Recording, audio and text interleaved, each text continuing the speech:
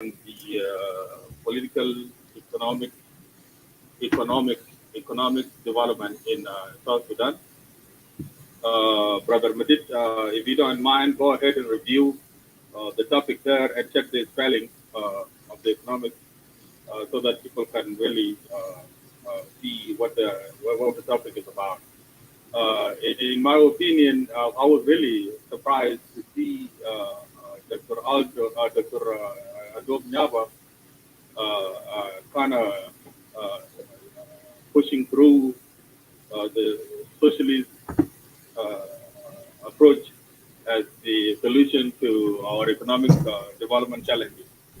I was really surprised, and to me too, it kind of confused me to see the very people who are condemning government left and right coming up with these ideologies here and trying to preach them to the public.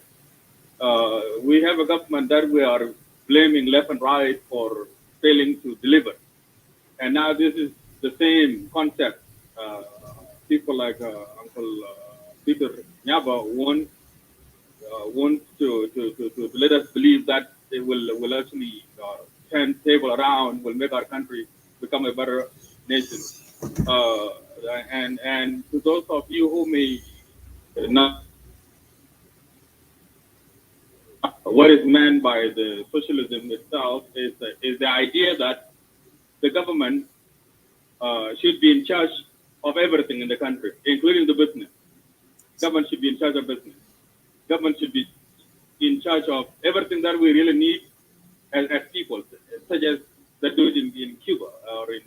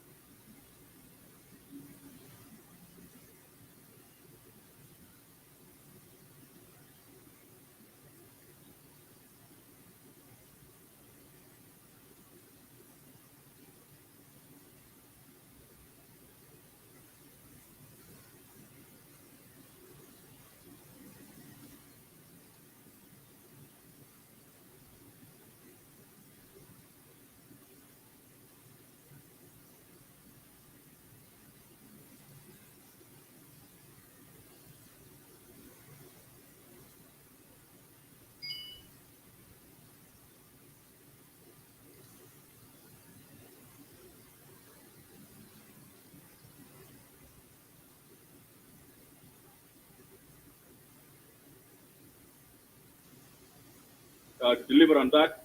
And for now, I'll give the mic to Brother Aru to add in his comments, and then from there he can pass it down to our sister Helena. Aru, take over. Thank you, well, and before Injabamot one again, Ellen Injamot, Miyako Injamot, Umadit, I agree with you all guys. Well, before I was in the show of Professor Dwagnyava, and I tried to raise my hand, but they did not allow me to ask questions. And I don't know this question if it will go to the tour, and actually something that confused me all the time. In South Sudan economic system, we don't know actually where it is going. It would have been better for me to ask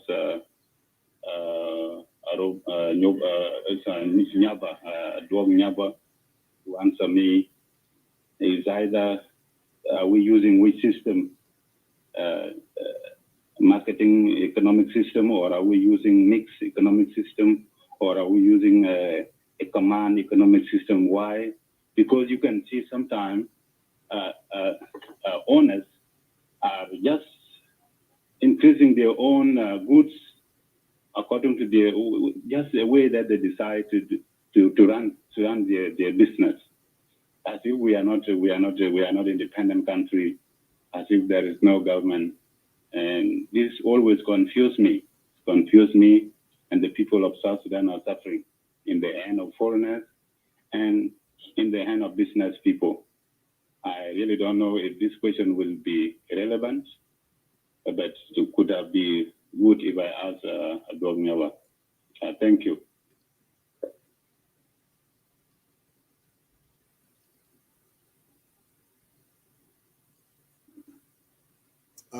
Thank you. Okay. Go ahead,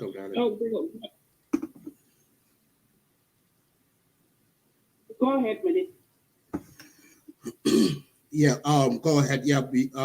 Go ahead, Comrade, and before we bring Uncle up. So, Nyako, do you want to say something? Okay. I just need to add some of our rules here. Attached to what you were saying earlier. Would you ask you to tell us your name and where do you live and what's and where you here, because we are recording this, and in social media we need to know you exactly where you live and what party are you in. Are you opposition or are you in a government, or are you a SPLM or whatever, non-SPLM party? So whatever you are ready to tell us about yourself a little bit, and then don't go out from topic. You need to stay in the topic. If you want to like the question, our Dr. Uncle Leoni, you are most welcome in a respectful way. And then your time is up. Respect our time, and we need to move because we need more people to come in and join to the conversation here. Thank you. That's the thing I just need to add and add it to my fellow citizen and sister and brother. Thank you. Go ahead, somebody. Yeah, another thing too for the correction, some of the people are inboxing me about the spelling. The reason why you guys see the spelling is on there on the topic is because we don't have enough space. That's why some of the word had been cut off. So, and then it's hard to, I'm trying to edit it, but it's hard here. It's not allowing me, but I will add on the topics. Yeah, if I can do it, Sister Ellen, go ahead, and I'm trying to fix that if I can.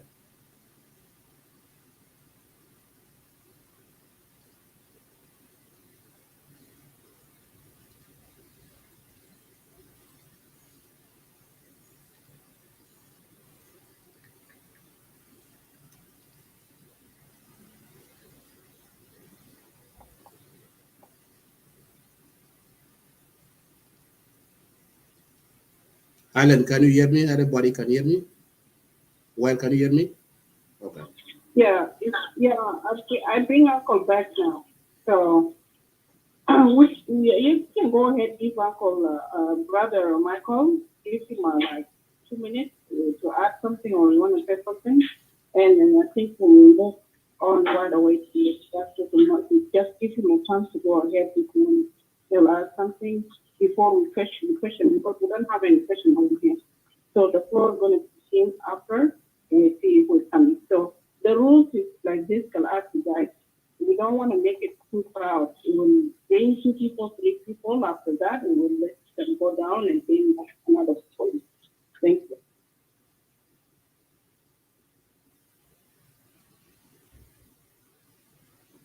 After that, we will let them go down and bring another story. Thank you.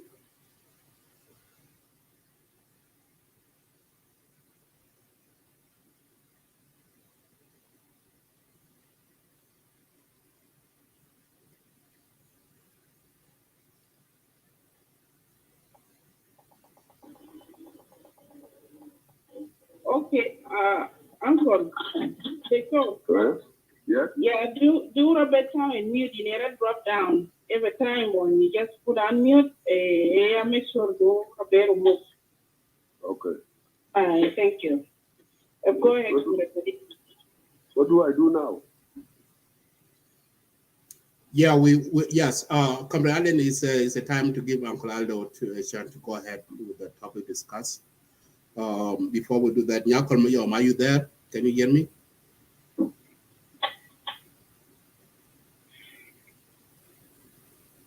Okay.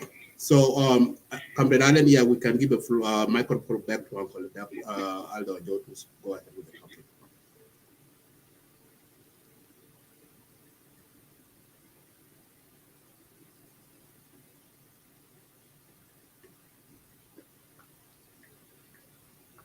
So, Hello? Yes? I go ahead, Uncle. Yeah, let's go ahead. Okay, thank you very much. I don't know we are more today. This topic is an outstanding and it is a really topic that people can convey together to talk about it. Not only economists and people who are running the economy. I would be happy to begin to where the SPLM, and I don't like IG because that government is already out, and the government in office now is RTG ONU, that is Government of Unity. We are not there. So our party, SPLM, should not continue IG. The government is not out. These people must know this. So I'm speaking as the SPLM, as you have said, and I want to go back really immediately after the CPA. How did we enter the transition of 6 years together with Khartoum? Actually lured us into the system we got running in Khartoum, the economic system of the Islamic State, they changed nothing. And we were lured in, and we were lured into their own budget making. And we actually were caught in, and we ran South Sudan on those bases without our economic policies. So until we declared the independence on the 9th July 2011, there was no specific policy developed by the SPLM as a policy of how our economy shall be run. And we went on as an independent country very briefly. Without that one, we actually had no specific stand on the economy. But we were actually got into Oslo conference where the Troika, who was behind, and the United States, that conference declared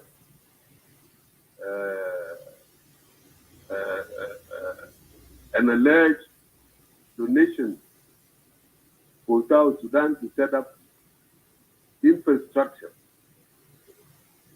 saying that it would pay for our overall infrastructure on services, social development, and really economic development. That donation, all of you know, it was actually the time it was had, actually was over 4 billion, and nothing came. Up to now, we don't know the report. So we went into 2012 with crisis from Khartoum on oil, that is pipelines for Sudan and all that problem, and also things like Pantau when they started, they want to do the fight, they closed, and then the fight was closed. Yeah, and the closure of down of the oil affected South Sudan seriously. It was actually later on people acknowledged it as a mistake. And that one, immediately we got into crisis. Starting from 2012, we started to differ at the top of the SPLM. Differences were putting up, especially after the convention of 2008, in which, of course, Lamarcus dropped, was very angry, and later on resigned. And also, people were being persuaded not to leave out Riyad Machar, and we came in, including Abdul Alia, Joseph Lago, to persuade people not to do that. Now, we went on, and until 2013, we got into crisis. So that until that stage, we do not have a policy statement direction,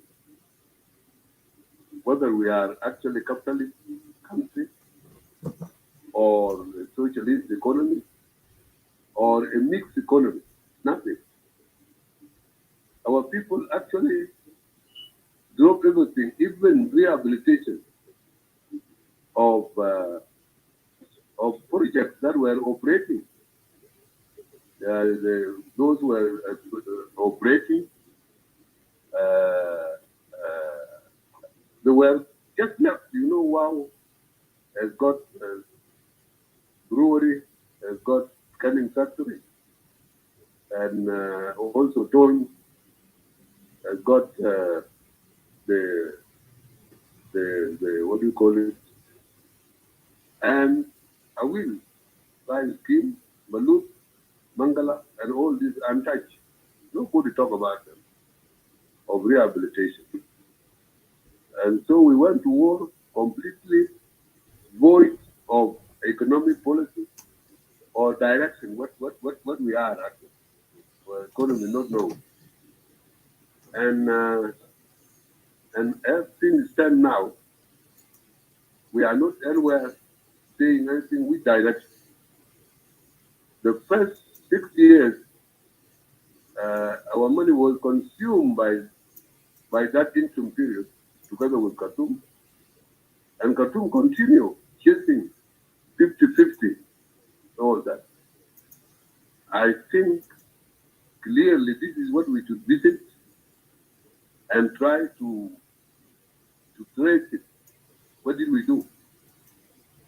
The whole thing remained in a confusion of accusation and counter-accusation on corruption. And nobody is talking straight.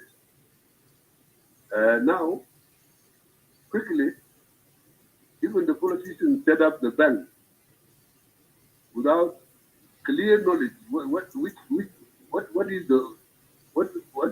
those banks will do. There are many banks that are closing now, and they belong all to politicians. The little money they have, they want to run banks and so on. They are now almost all dying, and the main bank, that is Nile Commercial Bank, which came with us and was operating in the liberated areas very well, got bankrupt and almost closed. We don't hear where it is now. For that, we went to war with all these accumulated policies which have not been actually something has not been done to choose where we are going. Right now, we are actually following IMF and the World Bank. And you people, among you here, there are people who actually read economy, and there are people who have actually learned of how the African countries fail in the hands of World Bank and IMF. Many countries fail to set up at least infrastructure. No single country that was assisted by this bank, because we have discovered that these banks are tools of neo-colonialism. They are tools of neo-colonialism, and colonialism is helped by money of the West, imperialism. Now, it is not a matter of ideology, it is a matter of interest. Is the capitalist based on World Bank or IMF really can save us, South Sudan? The other African countries are already off and almost dying. And this, let us take it like that. What is our interest in that? What will it do? Is it a system that will only control our raw materials and take away raw materials in order to industrialize them and they come back to us? Or we want to go industrial ourselves to get, when we export our finished goods to others, rather than actually getting raw materials from us and send us back the finished goods from our own raw materials. And this is what these banks, they do. So sometimes people take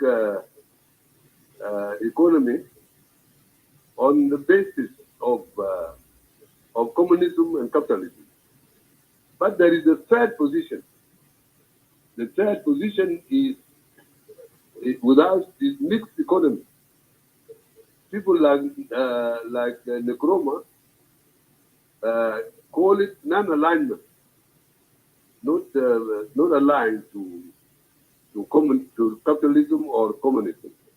They used to call it like that, and it started with Nkrumah, and then Nyerere, and followed by all African liberation movements. Now, the third position is a mixed economy, because mixed economy means you can pick up from any side of this, whether this is socialist economy or capitalist economy.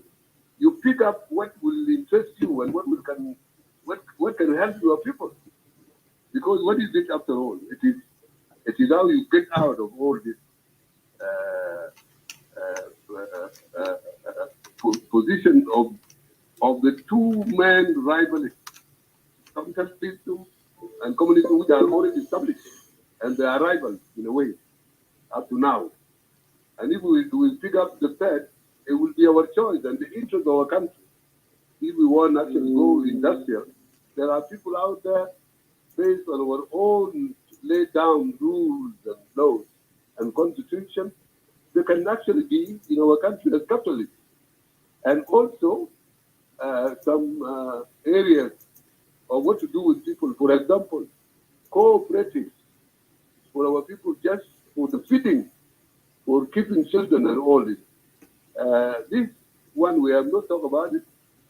And I think there is a need for South Sudanese to discuss what is it that we can adopt and political and economic policy in our country in order to control our own economy for the interest of our people, for the welfare of our people, for ultimate development along with others.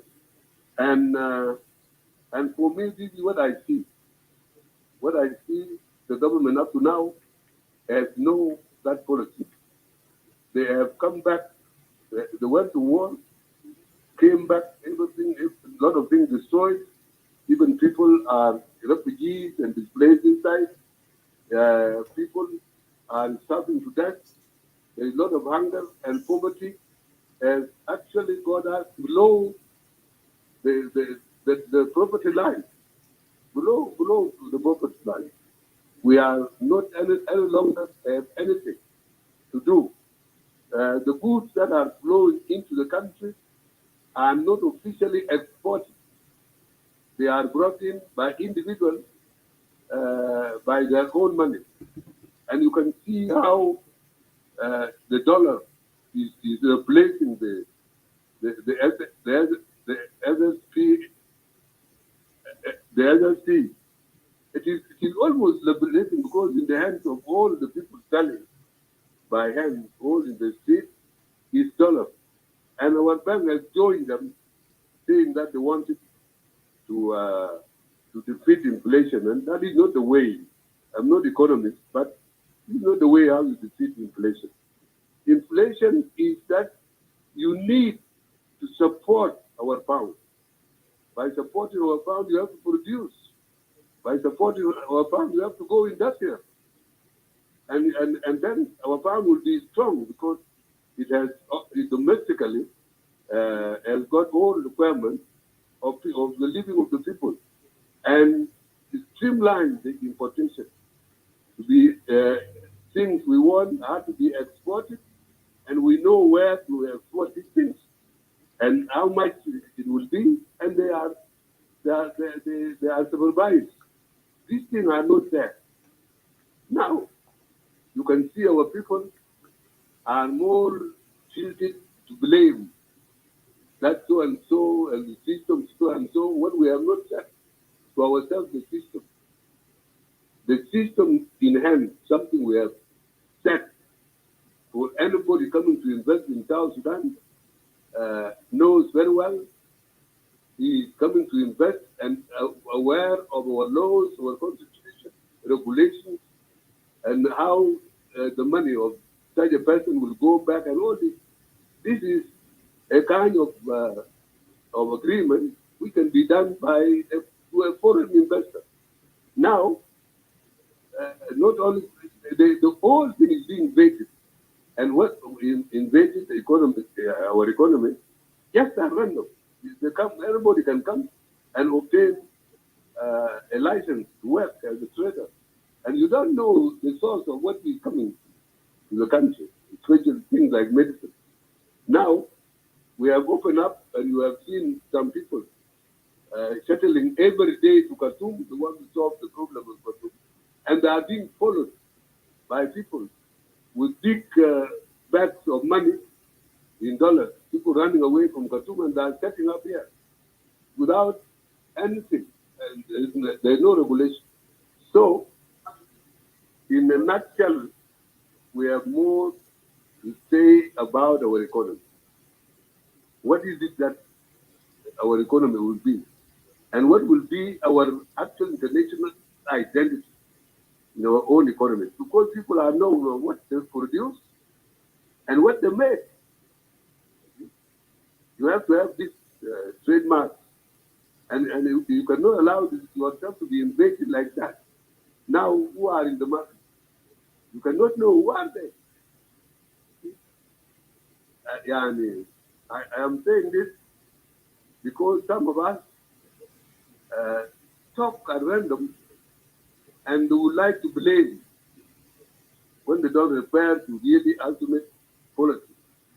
Now, before the rebellion, among those who are actually opposing Salva Kiir or a government or whatever it is, what policy did they leave when they went to war? Nothing except a corruption they don't disclose. They don't disclose against one another. They are quiet about it, all of them, whether in the government or in the opposition. No one is charging another, as if they are agreed to loot the country. Now, this is what I can say, and we need to discuss it and see what is suitable for us. What type of economy? See, because we are people affected by capitalism well over, and can be affected by companies, whether China or Russia.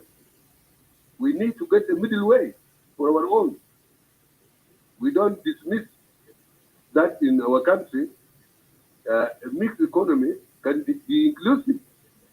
It has got people who can actually bring a capital, or our own people that can be assisted by banks to build up capital, and there can be millionaires,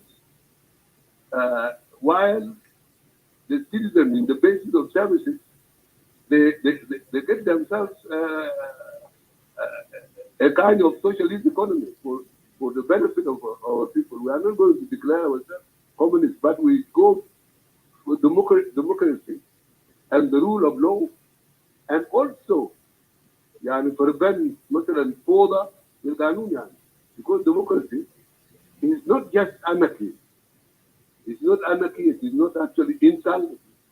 It is also a science of itself, and it has to be guided by constitution, rules, and law. And this is what we need. We need to be people who are abiding by constitution and rules of the country. Because if we don't, we cannot move. We will not move anywhere. And this is the way I see it. If I talk for now, the budget is now coming to us, to the parliament. And you know that budget should have actually been passed since July 2021. Now, we are going to have it in January, or maybe February, or don't mind if I say April, or because these people don't move quickly. And then the new budget is supposed to come to the parliament on 1st of July. 1st July has to be passed. It is submitted always in May. And why are we doing this budget now? This budget now, the new budget will actually be brought to the parliament in May. So we don't need this budget, which has already been adjusted, and there is no money now even to graduate the army. So it is meaningless to have it now, because it must have already been adjusted. We expect a new budget to be presented in May, so that it passed further.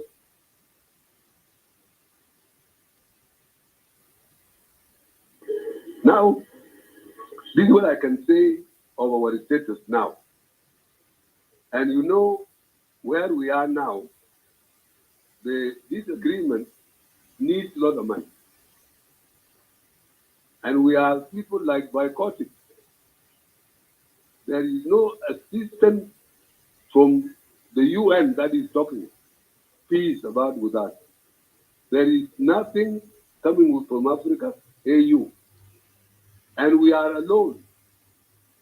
Alone only on oil export. Oil only. We are dependent on this. Plus salaries, plus other services. It is only to that line. And we have a big issue, peace to be implemented and settle people, bring refugees and all this. How shall we do it in this meager resources? Are we going to come out, really? Because we have no big money to do it alone. Those people who mediated are shying away, or they are hiding behind and hate us. Because we made the Khartoum agreement, and it's working. People like Malik Agana is a member of Supreme Council, and others. And America today has sent somebody to sit in Khartoum to bring the civilian from the parties, and today they have included youth and women, and then to negotiate with the army. And they have said the army is right now, because the army says we are setting up democracy, and we want the civilian government to be free of political parties. And political parties prepared themselves to go for election in 2023. And this is where America has come to support them now. And that support, Egypt is supporting, Saudi Arabia is supporting, and even Israel is supporting Khartoum, by the way. We have no person supporting us. And this you should note very seriously that while we blame our politicians, we have no support internationally. So we don't know our survival even, or the survival of this. And even if we have a budget now, but budget cannot be made a budget that can deliver services. It is confined to everyday work of people. And you know how happy our politicians are. Someone who is a vice president, you can see in the street of Juba, running with 5 to 8 vehicles. And then the motorcade. Motorcade is everywhere. Everybody. See, is running with motorcade, including the speakers of parliament, which of course, as I stayed in the parliament in Khartoum, I was a deputy speaker twice, and I have not seen a speaker being run by a motorcade, except in South Sudan. And even in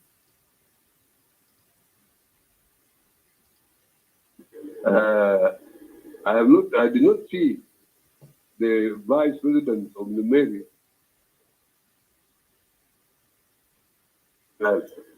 Now, this is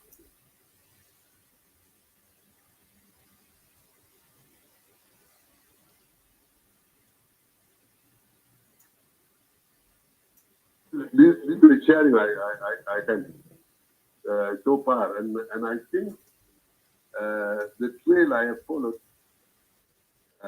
is correct, in my opinion, because some of this is my own findings, how we are, and how we blame our people, and what we do, what do we have in reality, and what policies they have diverted from, so that we actually tackle them properly. You cannot find a concrete economic, political economic policy that is being violated by those in the government. And you know, the quarrel is only my seat have been taken by Salva Kiir, and I must reclaim my seat. And it is a bad politics that cannot support even economy, that cannot actually deliver services, because the whole thing is anarchy. Anarchy is a bad politics, because anarchy, you are on the neck of one another, and you forget people in the country. How do you run together? Because in a good place, when you are opposition, you are a shadow cabinet, and you have to respect the national security. You have to respect the rules and constitution, because as an opposition, you are expected to come in. You don't come in very angry, looking violent, and you want to revenge. No, you don't revenge. You take things which are all okay, and you replace those policies which can actually treat better than what it was. So, overall, our politics are bad. Overall, we have not set to ourselves economic policy and commitment to national interests. Because if we don't commit to national interests, we cannot actually protect our country. This is all I can say, and I wish I was caught up with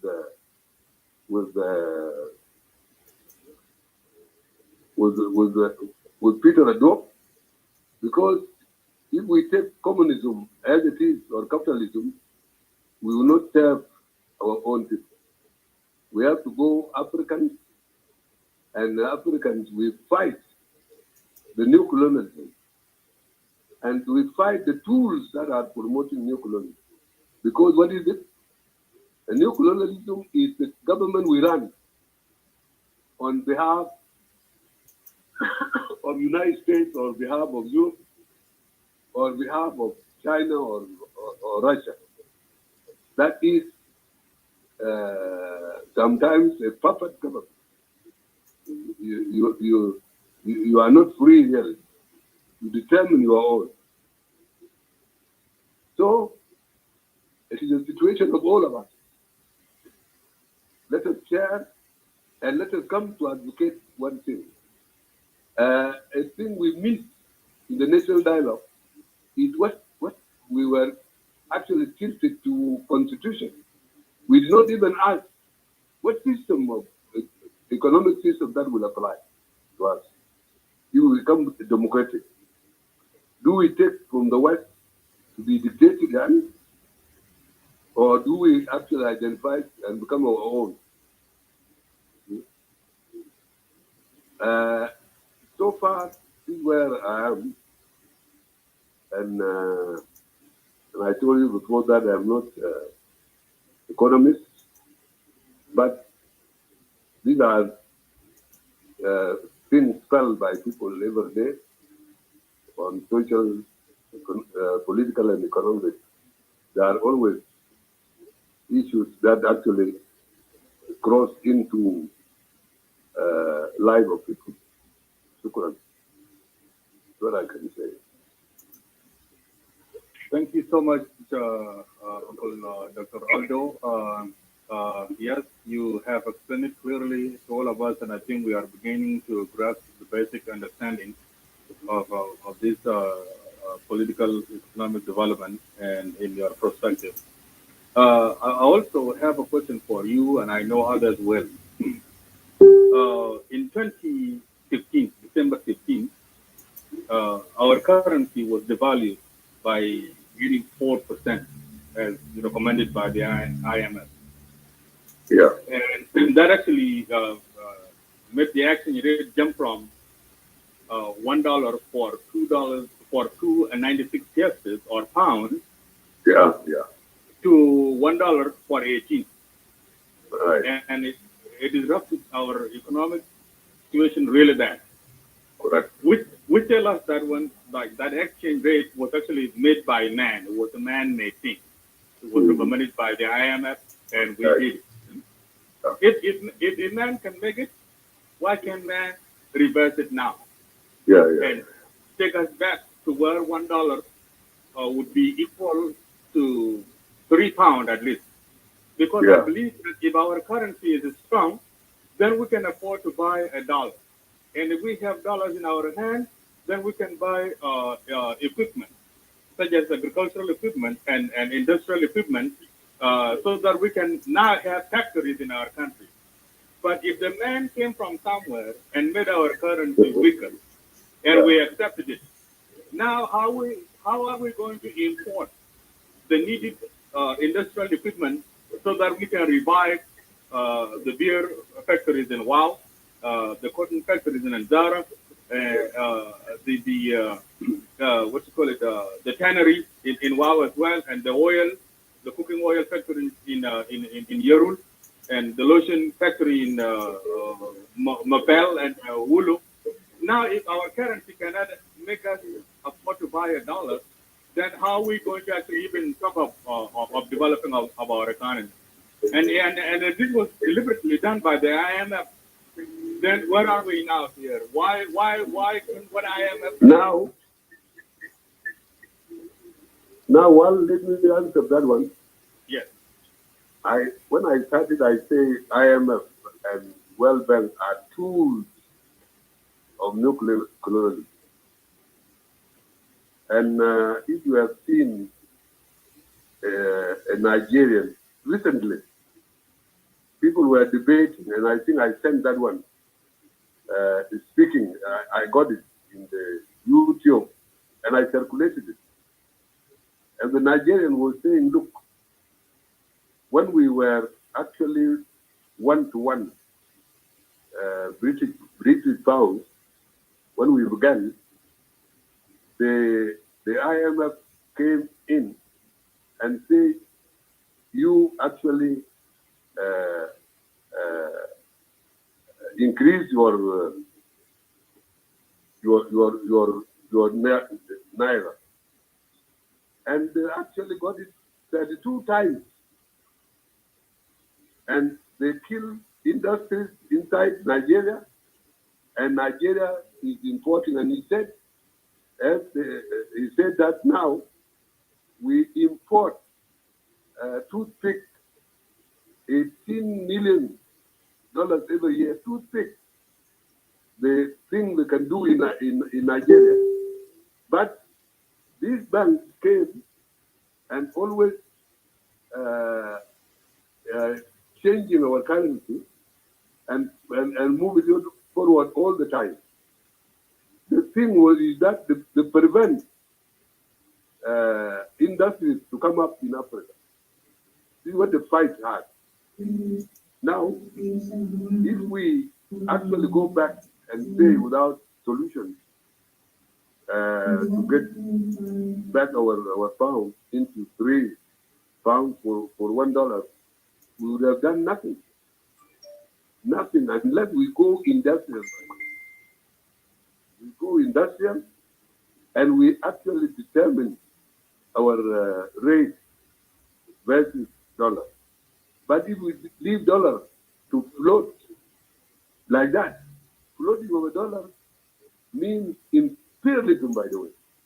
That is what it does. Correct. It consumes all your money and actually prevent you from industrialization. Because if you do industrialization, you are self-sufficient and you will not import from them. And if you do industrialization sufficiently, they will not have those raw materials to work. Because there is no else. It is only Africa where you have raw materials at random in the bush. There are no bushes anymore. They have nothing. And they are banking on this. Maybe if there is raw materials they have, maybe the fishes they are catching in the oceans. Otherwise, they have nothing else. So let us concretely decide on economic policy. But economic policy, what do we do? And this will bar out any flow and random things coming by way of black market. But even today, if we actually cancel the SSP and go back to a new currency, we can go to one-to-one. But without doing a strong policy, we will find ourselves also ready higher than we had. And we will not recover, by the way. This is my opinion, but I don't know how others did it.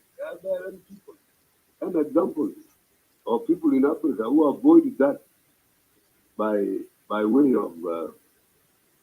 of this rate. None except Angola, because Angola did their own infrastructure by using oil. The only liberated countries that actually advanced and set up their own infrastructure with their own money. And they are now moving on industry without IMF and without World Bank. And Tanzania has tried hard, and they are moving. They are surviving, and they have got what to eat by their own efforts. So I think the thinkers or the economists, we make wider consultation. And this one, by the way, we are not free. We are not free. You have seen how Mugabe is. And you have seen how Mandela appeased them. And appeasement, no result. They are adamant. They want to continue controlling the economy of South Africa. And that one, which is a capitalism in South Africa, versus the black, there is nothing that can change people from actually that domination to anywhere. They are staying as they are. They are not in the market.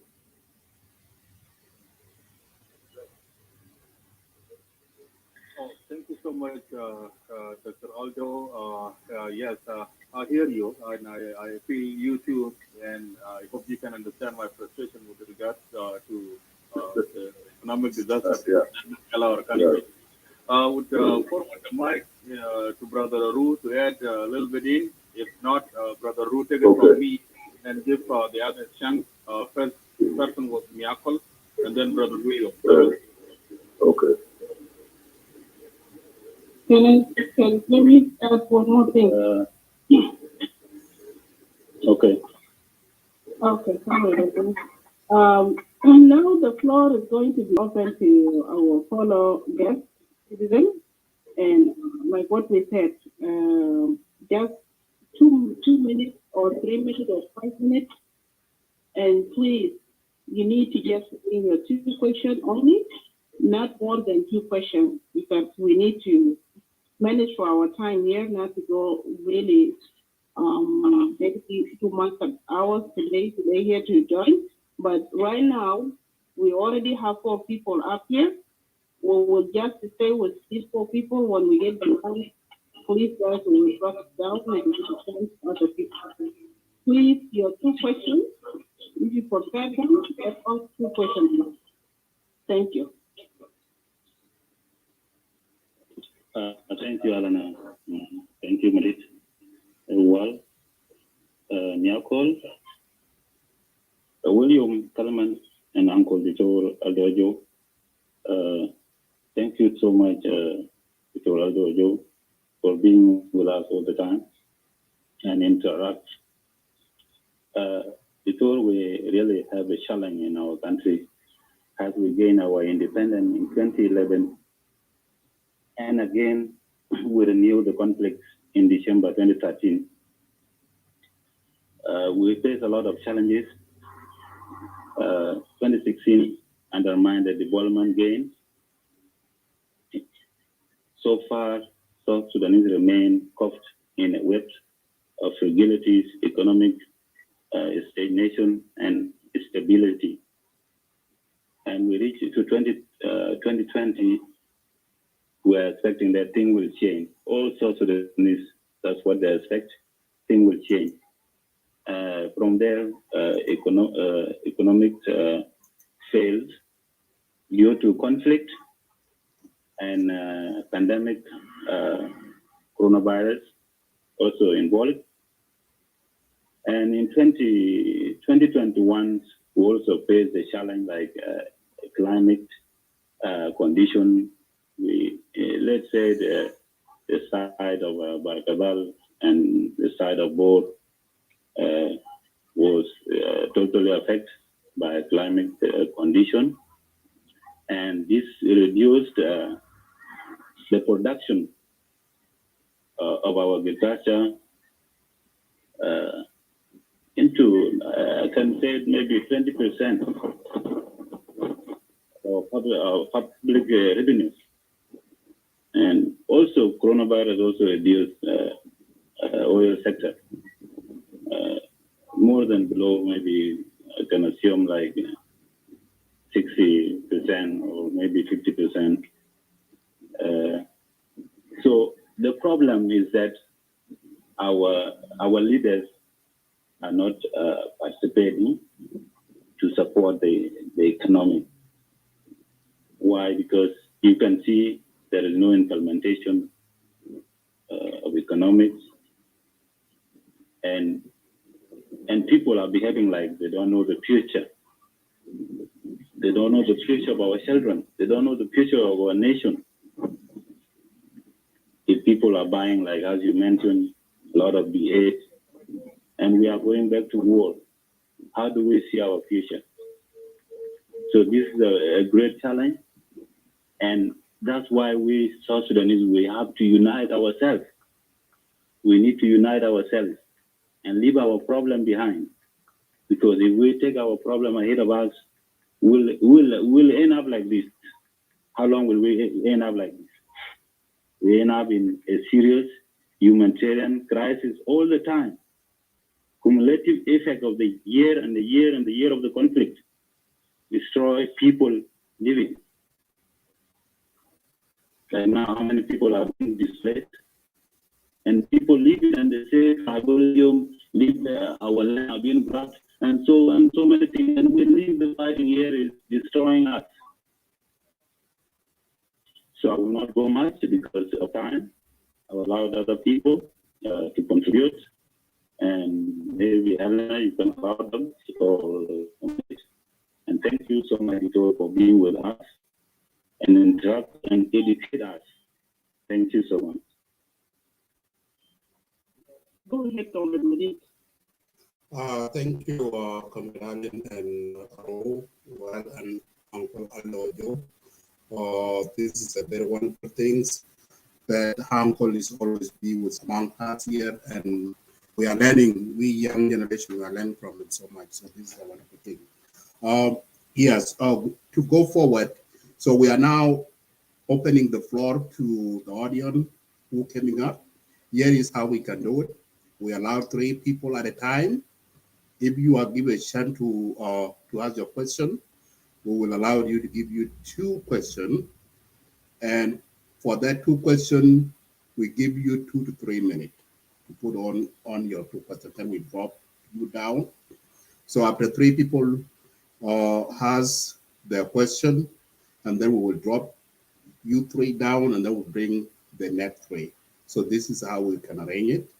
And also too, when you ask, please ask your question in a respectful manner. If we see your words are not appropriate, we will stop you in the middle, and we have right to drop you. Thank you.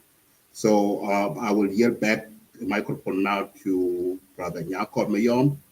Please, if you are there, your chance is now. Thank you.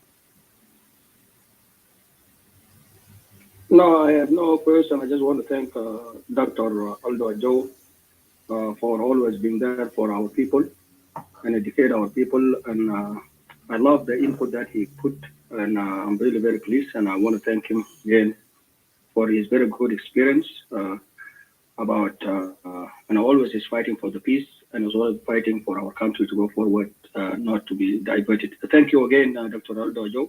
God bless you with a long, healthy life. Thank you, guys. Thank you. Thank you, Comrade Nyakol. Stay up there. Yes, so our next is William, 2 to 3 minutes, and put in your question. Thank you.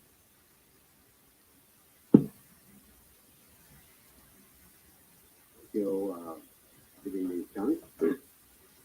My name is William Golit. I would like to say thank you for elders and Aldo Ajou. Thank you very much. I was from the side of Victor Dunyaba today, so you guys, it's good that you spend time with your people. That is very good. I would like to put down a little bit my thoughts, not to attack every time, but usually when we are in trouble, that is what we get. Even when the family is in problem, that is the language we usually heard. Even your lovely wife or your lovely husband, when you are in a problem, you use any word you want to use. That means that family is a problem. So I would like to ask some questions to elders Aldo Ajou or Dr. Aldo Ajou. As human, we have to admit that we can do mistakes, can commit mistakes in our life.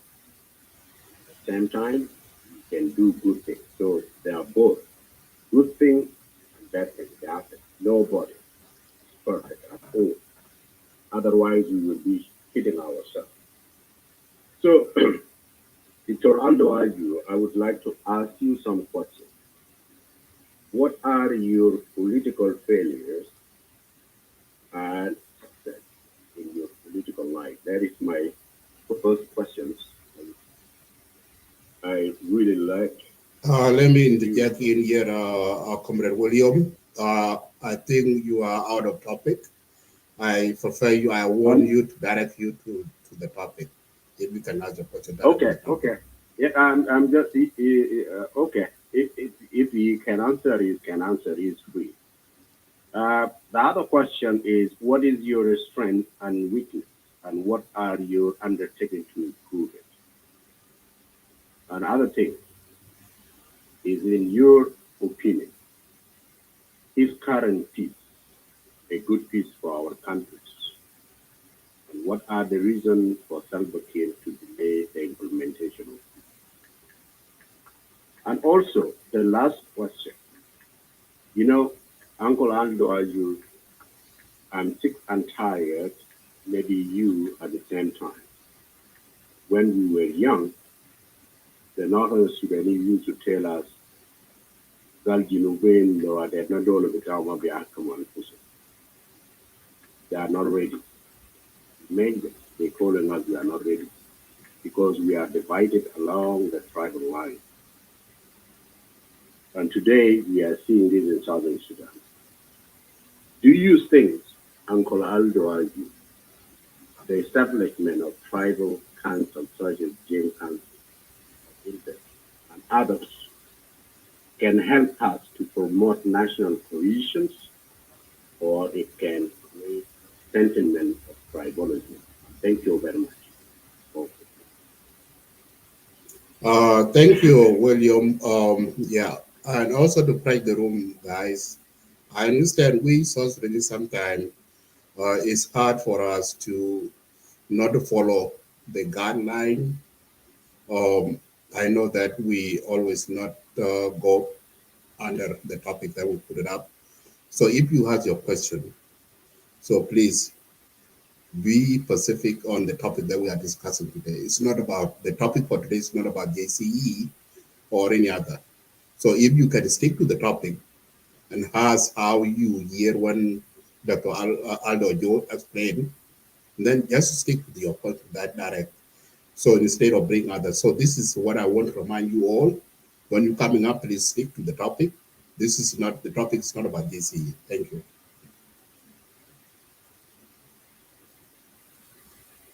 Comrade Allen, you can bring Uncle Aldo Ajou up.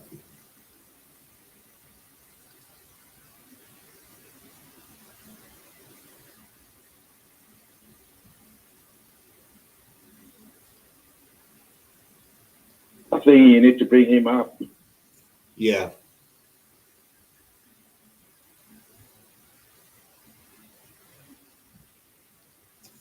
So Uncle Aldo, if you can accept the invitation, here you go. I'm now in here. Yeah, you are in, yes. Yeah. In fact, let me first of all appreciate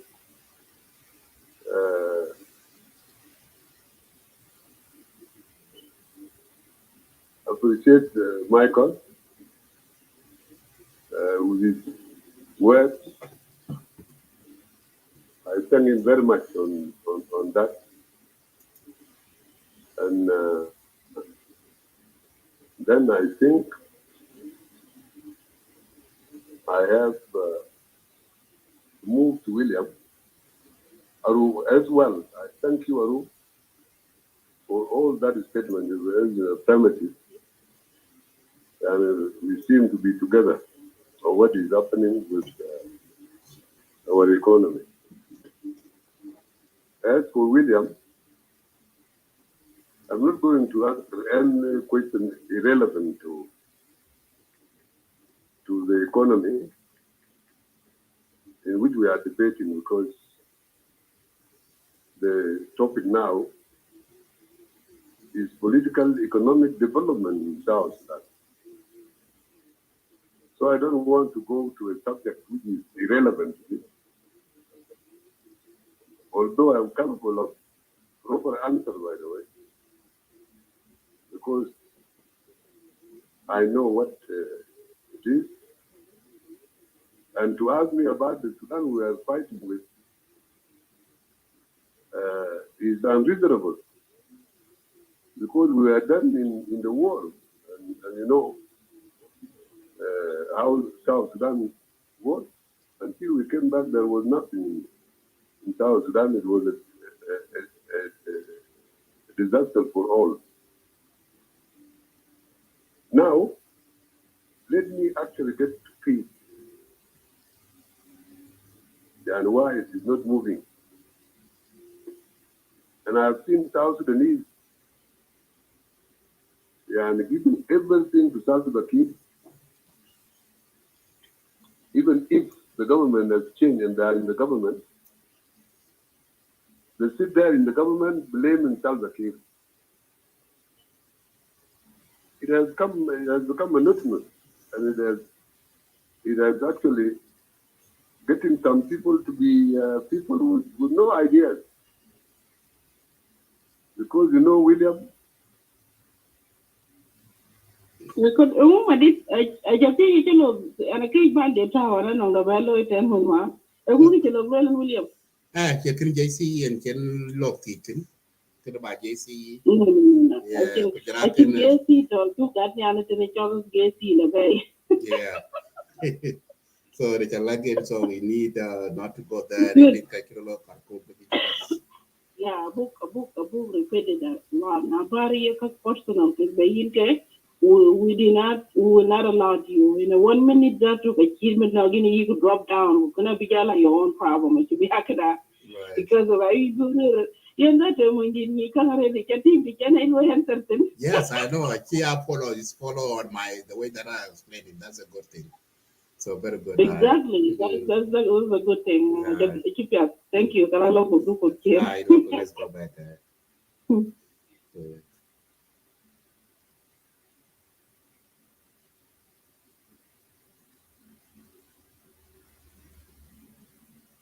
actually divert and change the policy. So the change is not only change of government as you people South Sudanese are advocating. It is a change to divert a mistake. And let me tell you, a mistake in politics is not a shame. It is actually a phenomena of that situation would actually generate things we are not correct. It generates mistakes, like the mistake we have made to go back to war for no reason. It's a big mistake. And so, I want to tell you that in the government now, it's not Salva Kiir that is jerking his feet. You have seen the behavior in IO. I don't want Salva Kiir. I don't want Riek Machar. I go to Salva Kiir. And it is repeating itself every day. Santino, just go to your phone, type it is not only in Malakal. type Clubhouse. And then you log in, download the app on your phone. And log in your telephone number too. And Clubhouse will send you a code and then you can able to log in. Do you think this scenario is safe? Or if you want to join me on the studio, because I'm control 2 room now, I'm control and allowing people to go and trade on the page here and on Clubhouse. If you want to join me on the screen, that's fine. I can send I can pin down the link here and you guys can join me on the screen. Okay. But I'm control the room on the and Clubhouse. Politics are running in diversity. They are not together. So hello, Comrade Amor. A collective government that is doing peace. And you don't expect a collective decision of the government that is supported by all members of the cabinet. What do you think? Inside the government, do you actually blame it collectively for those who are running the government, or you single out one person, one party like SPLM? All these things, and there are people who are educated, and all through the target individuals. and they don't talk substantially like you are talking now, what is it that you are for? Are you actually to target individuals, politicians in the past and present and so on? Or are you talking sense about what we can do with this peace? And you have to be just, be balanced and find out the real mistakes. Why are they going slowly? With me, they are going slowly because every individual vice president is saying no or yes.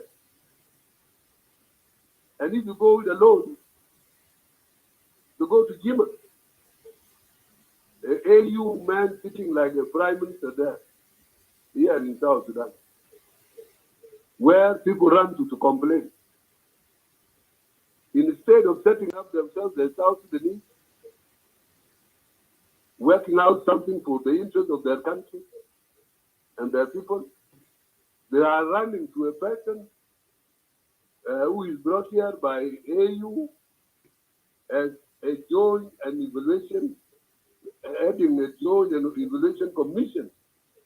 That is where they run to complain. And you remember 100 days, and so on. And now, other complaints are going to rise in the percentages of amalgamation of the army. There are people saying that it must be 50-50 with Salva Kiir. And they have jumped out of 55, 27, 10, and 8. What do you think this is? Why do you like to blame some people? Why do you pick up like this?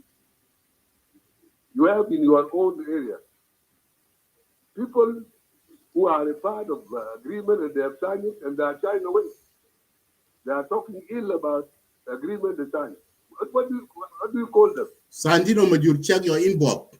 You actually get their mistakes to be one of Salva Kiir. I advise that people must actually dedicate to issues like we are discussing. We are discussing economy, and I understand Peter Ajou talk about the system. He's right there because he believes in that ideology, and that is what he would implement if he were the head of his party was leading the government. That's right. But if you want to investigate me, what I did in the past and all this, how long I have been in politics for 50 years. And my friend, I was a very radical student. During a boot, I was in prison until a boot fell. Because I was a member of Union of Rumbek. So you don't take people when you have not met them and you begin to blame somebody whom I feel is shut off because his name starts with O. Attack me and call me evil Aldo Ajou. See? And I think he's a young man. I'll do nothing for him. I'm only saying that he's ignorant completely. And he's expressing his ignorance largely to the whole world. Because when you say something like that, and you say something that Aldo actually stole his people for money in Khartoum, you must produce evidence if you are educated. You must produce concrete evidence. Don't say things like that. Study. And now, as a politician, I'm sure I must make mistakes. And I must also sometimes get a correct decision. So mistakes are not ruled out. Because the saying that people learn from their own mistakes and mistakes of others is a true thing. In learning, you must know this one. So don't concentrate too much on individual politicians. Some are wrong politicians, and some may be correct politicians. like people you condone, I am telling you, if I share a rally with them, I will defeat them. Because they don't sequence the events. They talk against one another. That is not the philosophy of being of politics, being a politician. Must be really realistic and true. So, William, if you were my student, I would dismiss you because your mistakes are very conspicuous, and I can give you 0, by the way, because how can you actually get out of the problem and ask questions which are irrelevant and personal? I will give you 0. I'm not a good student. Thank you very much. That's the end of what I said. Hello, Marco, hello? Yes, Uncle. You are not there? Yes, thank you so much. Yeah. Next, I would like to also give our brother Clement, and then Brother Joseph, prepare yourself, and you, Johanna, you will go after Joseph. So, Clement, the mic is yours. If you have any questions, comments with regard to the topic, please activate your mic and bring it on. Thank you, Comrade all, and salute all of you, as well as Dr. Aldo. So nice to see you back. Dr. Aldo, the latest World Bank economic analysis for South Sudan shows that the economy is expecting to decline this year, and waiting that poverty and food security at household level.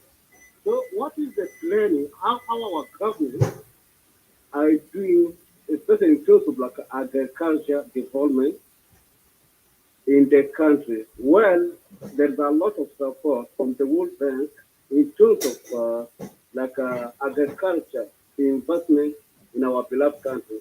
And again, they fear that security and our government have to address the cause problem of conflict in South Sudan. That is one. And number two, I'm very concerned about my country and then what is happened there. We have great Arab summer, and then those Arab summers, one of the best Arab summers actually. And not only that, I think it's in Upper Nile, and there's a lot of things going underground, and the other countries is benefiting from our Arabic. What is exactly our government is thinking forward that Arab game in terms of economical, because it's getting a lot of pressure. So I could like just to highlight for those or two issues, and you can double click on it. And once again, thank you. By the way, having said that, I work for the World Bank, and I know exactly what is happening there, what is going on. Okay,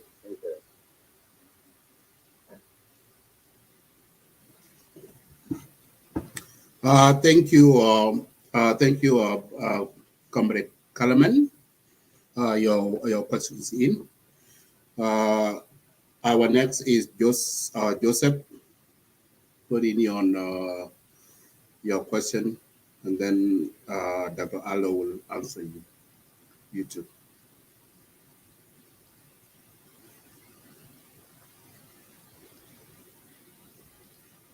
Joseph. Do you want me to go ahead? Yeah, go ahead. Go ahead. Answer, or do you want him to answer those questions first? You can go ahead. Otherwise, it will be too much for him. He may not get them all, I believe.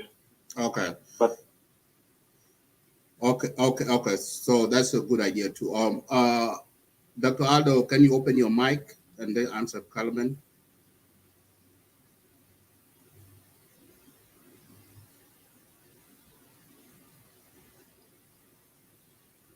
Okay, let me do it this way. move your audio.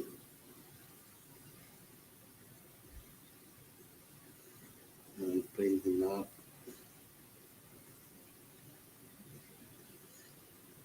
Okay. Okay. Okay. There you go. Okay. Uncle Aldo, go ahead and answer what the question that Clement said. Of course, with Clement, you are right there. But my problem, I have a problem with World Bank and its conditions. The whole of Africa has never succeeded. And they have all this, what to do.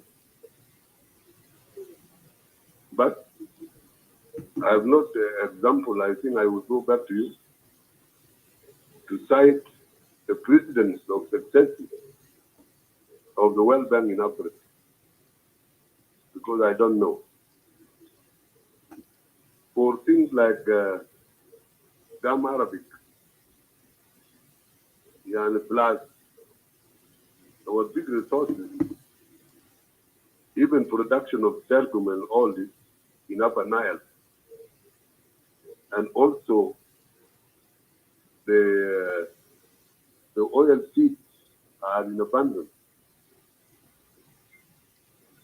And we can even cultivate rice in our country. But I tell you, and you can agree with me, nothing in the budget is handled by the government. The government, and from the time I actually started with 6 years with Khartoum, after this movement, I have not seen a single area of the success of the government.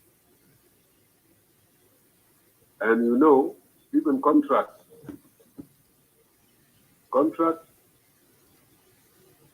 are not actually real contracts. They are made by individuals. And sometimes you find some contractors working without a clear contract. We are at a mess, by the way. So when we talk of economy like this, there is nothing on the ground. Nothing. We do not rehabilitate even the returnees from 2005 up to date. When I agree with you, everything that is there is being collected, including the minerals, by some individuals from nowhere. And we find that also some South Sudanese are involved by working with foreigners and only dependent on something cash. I don't know how people came to like cash money like this. Even ourselves who were in Khartoum, where people suspect us that we collected a lot of money, and we were not reckless on money like this. And we are living, I would deal with people. They are Sida, Umula, full Sudan. Then, kuna binakul full. Yet, but our people are so much. They have a lust for money cash, not money to be invested in order to generate some money. I'm sorry to say this because I always refrain from things which to do with individuals, but nobody is giving any support to Gam Arabic or support to OLC. All of them from the borders are going to Khartoum. Let me tell you, it is Khartoum exporting our product, cash crop. It is Khartoum. Not we. If we have something like gold, which is very, very clearly our people, the natives, are producing, it goes to Kenya. And someone was saying that monthly, Kenya have got about 500 tons of gold. Uganda has set up a factory to clean up the gold, and it's actually in their domain.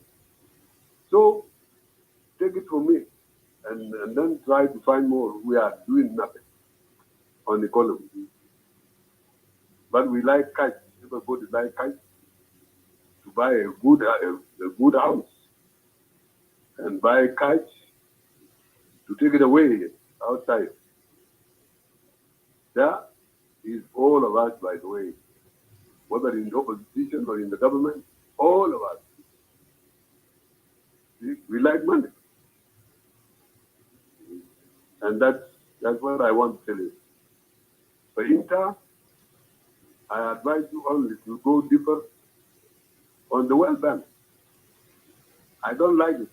I take it as a tool of dominating our economy, and they can use for imperialism. But then, what I can say, that we have no rules of controlling our resources. Mind you.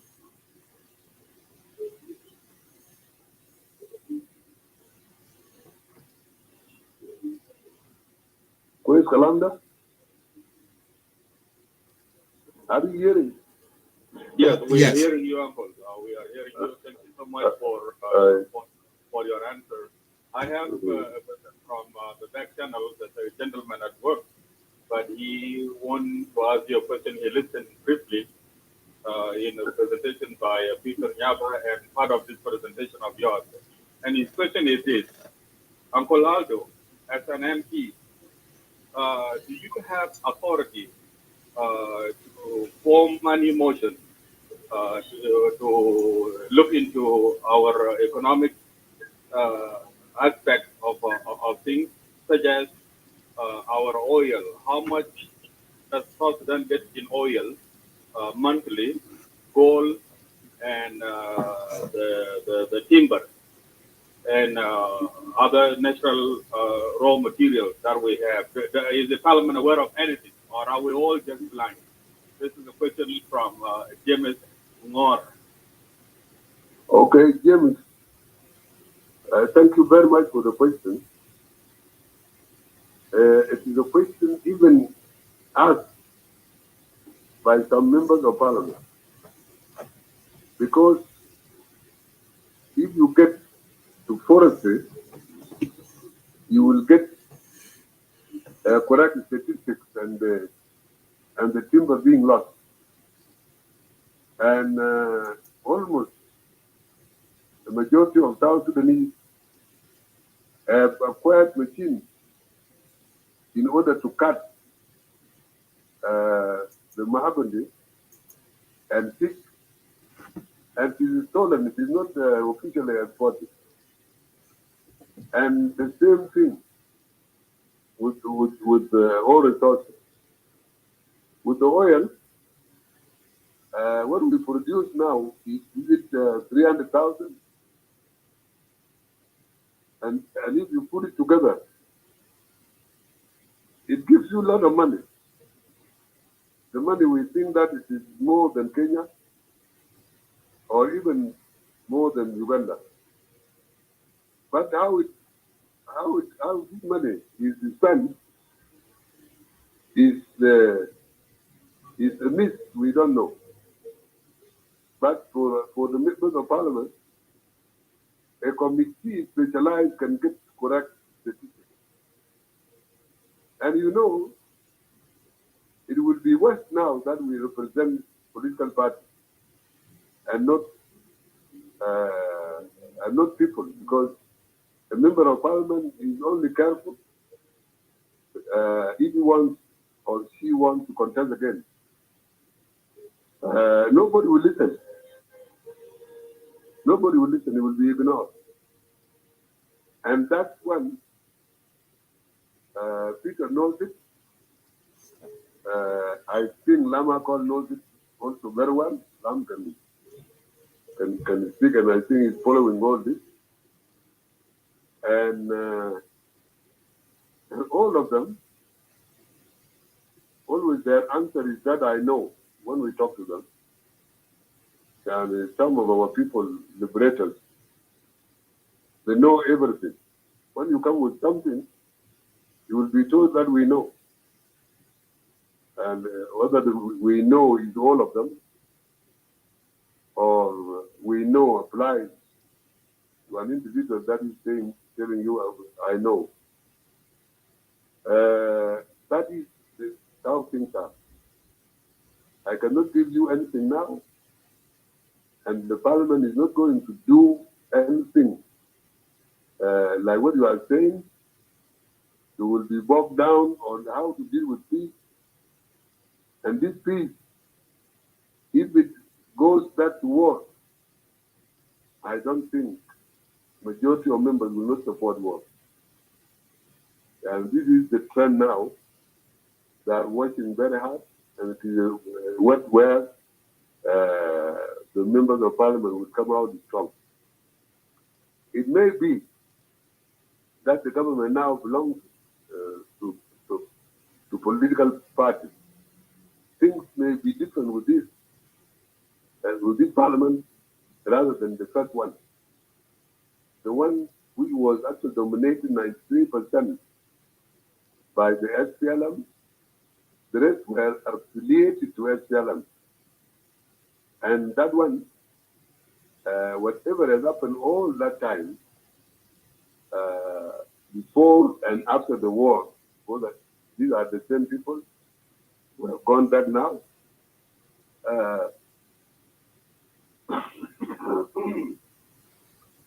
It was actually dictated.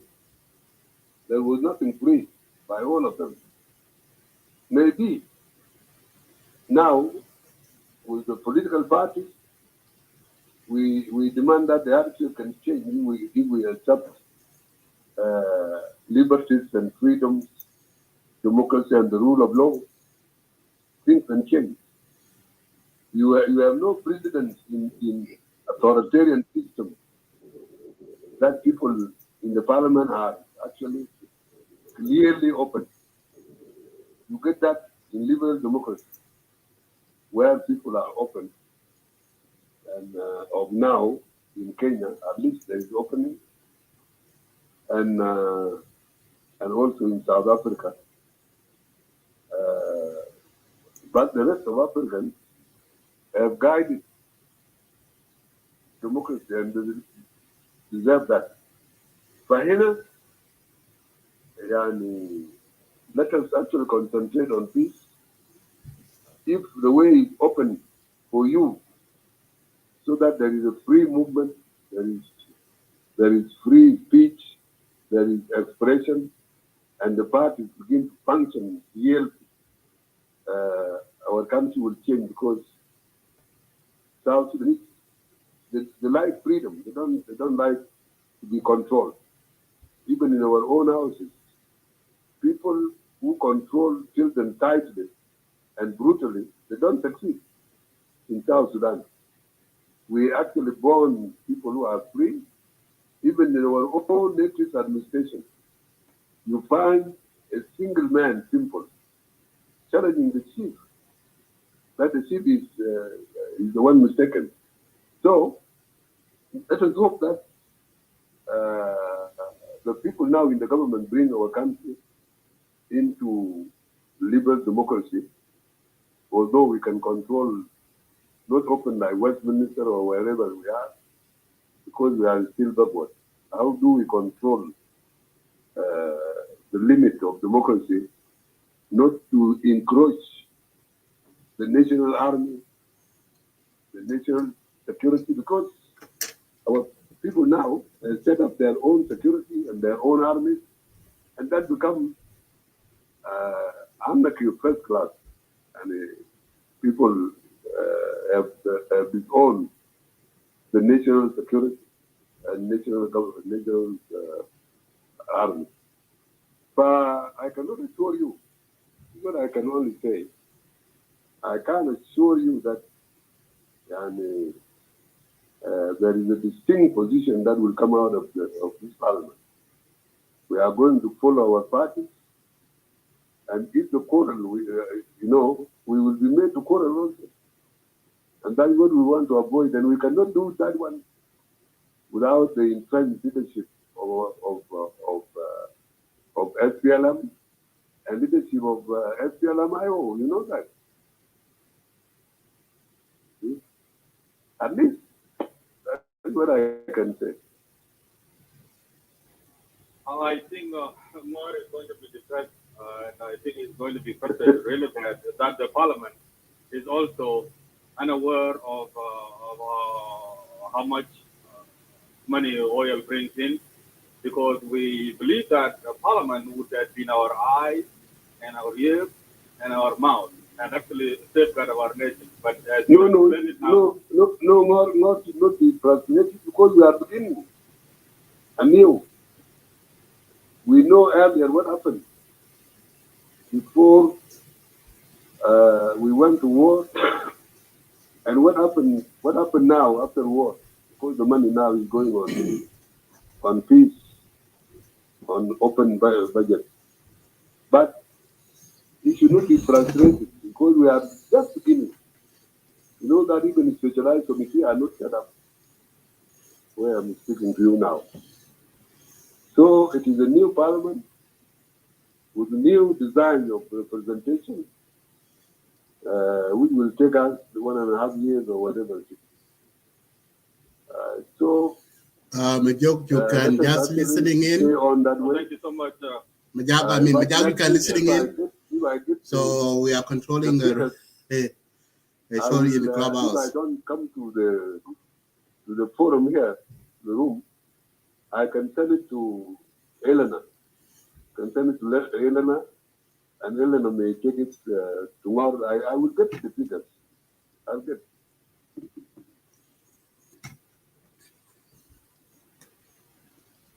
So I promise that. Oh, thank you so much. Thank you so much. We will be waiting for that update. The next, this mic is going to go to Brother Mike. Mike, if you are hearing my voice, please activate your microphone.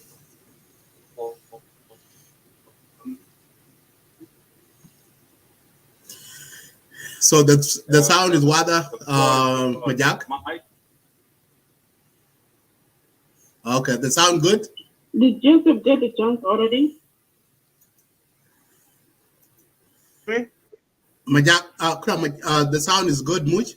Sound is good? Mike is just dropped it out. Joseph, if you are better, please activate and ask questions. Majak, can you hear me? Yeah, I can hear you. But okay. You hear me? Yes, now I can hear you. Thank you. And okay, good. Cooperate with me. Yes, okay, thank you. Thank you. Miyako, thank you. Helena, thank you, Santino. Wall, and Dr. Aldo. Good morning, good afternoon, good evening, and also to the audience. I've got two questions which are related and connected to the economy of the country. My question one is this: why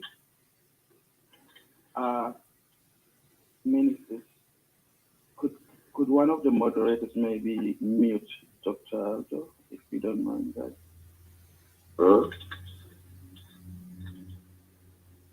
I was just saying, if one of the moderators could mute your microphone. Okay, I will. Just a second.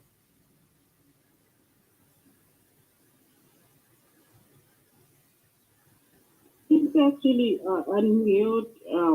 His network, I think, is not doing well there, but it's go ahead. I think he's fine now. Okay, thank you. My first question is, why is it a policy, or I'm not sure, that most of the ministers, government ministers, stay in hotels paid for by the government on top of their salaries and incentives? In which case, if they were to stay in their houses or homes, this money spent from the government could be used for development of the country. This is number one. Number two, why are MPs, all, if not most of them, in Juba, staying in hotels, foreign hotels, paid for either by the central government or the state government near the president, instead of staying with their people in their respective constituency that they represent, so that they are aware of the problems of their people. And in turn, the money spent could be used to develop their respective states. Why is the government allowing this? Thank you.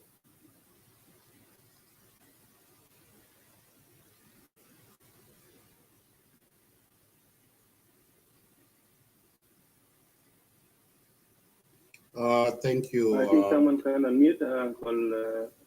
Yeah, what we will do, I will drop him and then bring him up. That's why the microphone is unlocked.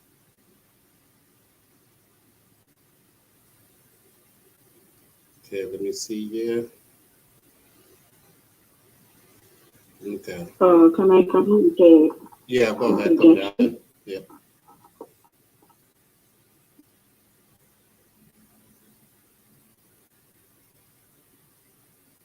I sent Did you the listen? yeah, I dropped him. Okay. Yeah, I sent him an invite. There you go. Yeah, Uncle. Yeah, go Can ahead. I come in? Yes, come in. Hello. Right. Now this question is the short question. In fact, not all the ministers are in the hotel. Some have been fixed in their houses. They are not any longer in the hotels. But when people came in new, they were all in the hotels and started till now have not been paid up to now. For MP, these are very positive.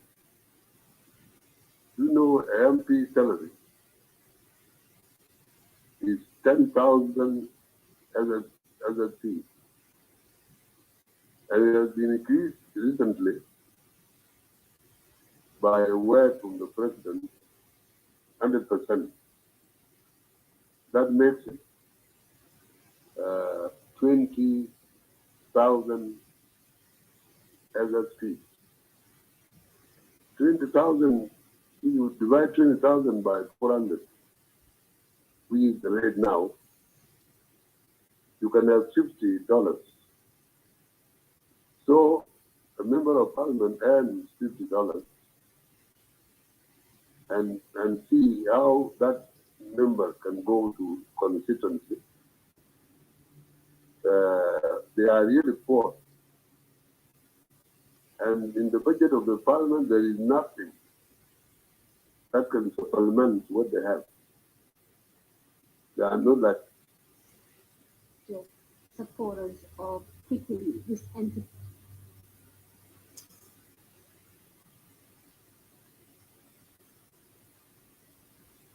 7,000 SLC. By the way, the economy is in the benefit of peace, by the way. People who take away the government money, and you can know there is a very huge forgery against the money of the government. And again, the tax collection is so bad that it begins with the junior collector of tax. The junior collector has owned the mechanics of how to gain money in that ground.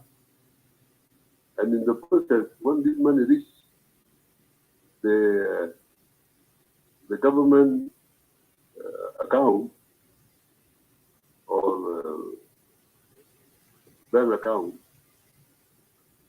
it becomes very little, nothing. So our money are actually in the domain of individuals who are intelligent, who know how to steal money. So when you talk about stealing, it is so spread. And especially the figure now is on the Denka. That there are some people who look very rich. And there are some claiming that they are bills with the government. A bill which you don't see how they actually build up these bills. But you need real investigation before you target the ministers and members of parliament. Maybe if they are in this kind of developing mafia that happened in Italy and has happened in Nigeria, maybe it will be difficult in future to see how you can tackle the case of such people. The thing is not any longer ministers or anything. It involves government officials. It involves South Sudanese in the market who have no stores. And it involves some ministers who are interested to do corruption. The thing is disorganized. The economy is not controlled. The money is not controlled. That alarm Adigda. Adigda, you actually charge the ministers or members of parliament with care. You try to listen to other people who are being cited. Some are bankers, some are accountants, some are, and they know what is happening. They may not tell you in the phone because they are afraid. But what I'm telling you is what is running here. Anybody can grab money, and today is poor, tomorrow is a millionaire. How do you put that thing together? This capital was rather not any longer because some hotels are still unpaid, especially when agreement was done in 2018. The hotels were all full of people returning, and much of the money now is not paid. But I'm not just defending them, but I'm telling you the real situation. People who are not Denka to think that it's the Denka eating money, it's the Denka who is corrupt, but few people. So we know who are they.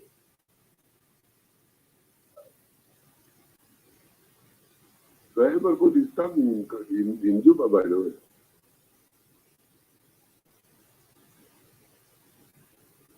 I hope this is sufficient answer. And actually, this is how things are. So to blame ministers like that, some of them have nothing. People who are clean among.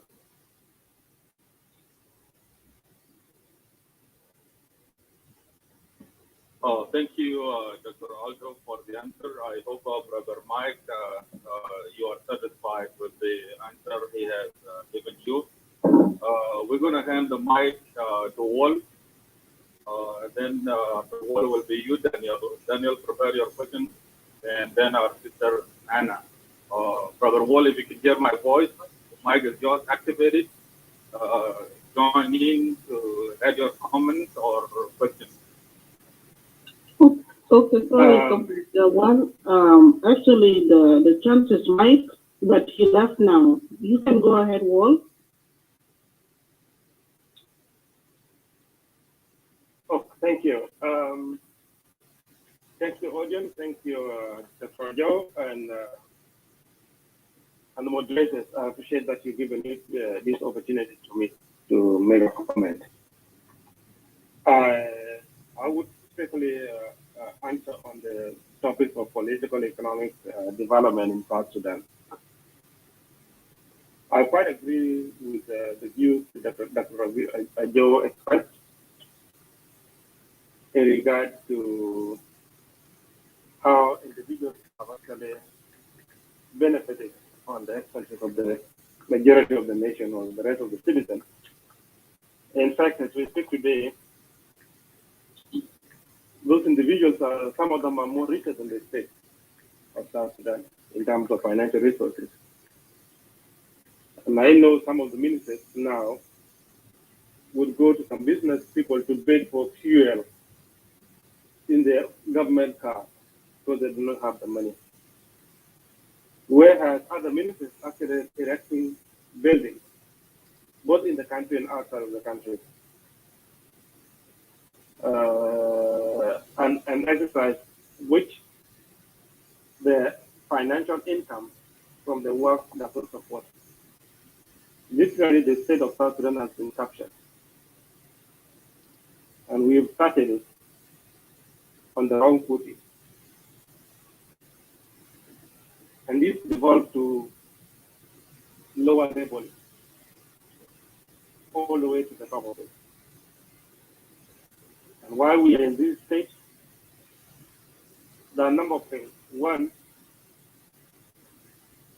we put in an institution, political institutions, that back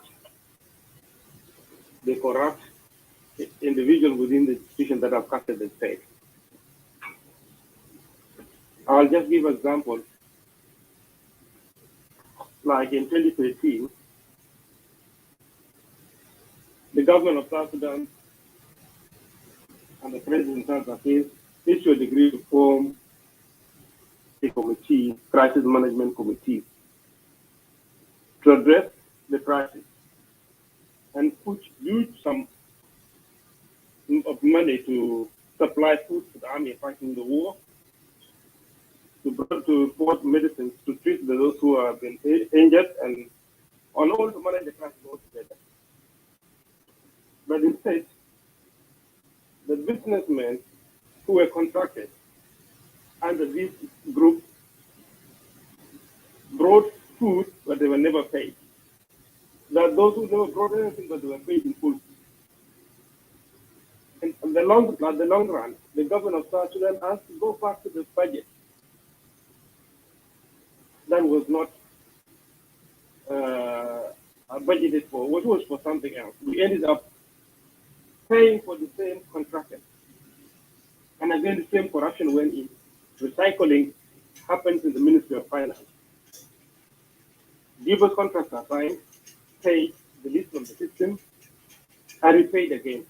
And this is how individual business people got so bold to continue to loot the country and become richer than the nation of South Sudan. What is the solution therefore? For us, we need to get back into establishing a correct, open, democratic economic institutions and political institutions in the country. And this requires reform. And reform would need to take a bold step. And the only way we can get that reform to take place is to go by the resolution of the national dialogue. And the only way that we can save ourselves. I don't want to antagonize anybody in this state, so I would limit my comments to stating that the current state where we are, those who led us to this state, will not be the people help us. So the South Sudanese may need to think of how we can rescue our economy and how we can rescue our country. the better. But the current state, give them all the way, they will not. And I will conclude with the reminder of the article I wrote in 2015. The article was entitled, even if we give Salva Kiir, Riek Machar, G10, and all the current people back into, and give them 20 years to correct the mistake they have done, they'll only give us back to the same thing that they have given us. War, corruption, and violence. It is up to the citizen to judge and see the trend. From 2015 up to now, have the same thing repeated itself, and I think it's only got worse than the time when I wrote this. So it is up to us to either agree to say, we thank the liberators who are holding powers now. We thank them for what they have, we honor them, we give them amnesty for the mistake that they have made, and let it start afresh.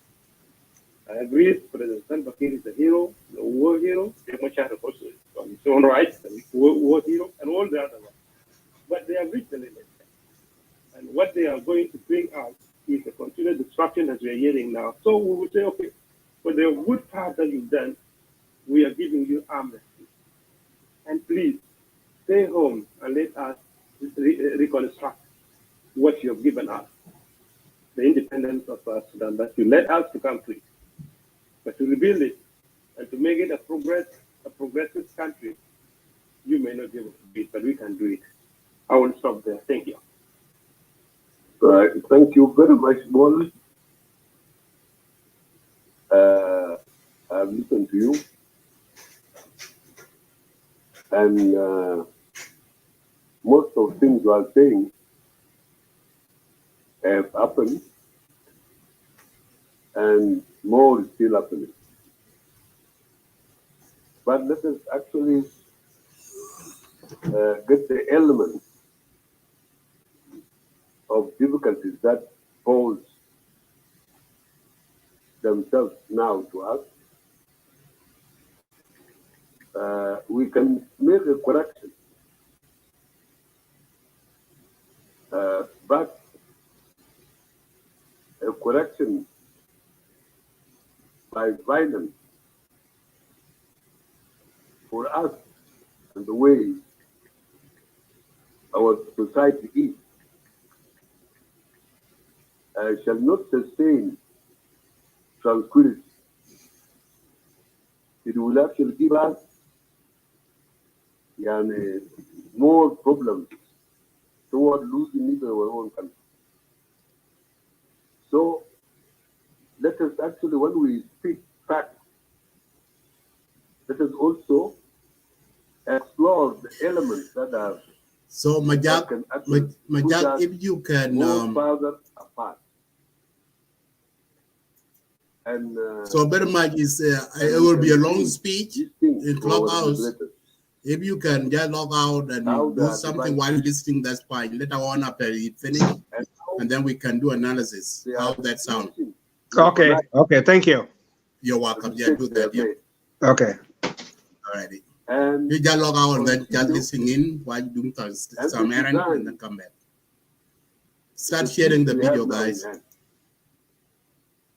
By actually, which was done by the chief, maybe behind it might have been a strategy to destroy us all, more further. Now, we are not together. And I tell you, if I ask you today, well, which means of change we shall actually deploy to change and bring a government for us all with peace and a government accepted by people. How do we do it right now? Because right now, we have no national army. We have no national security. And we have no law enforcement agency and judiciary, leave alone liberal democracy,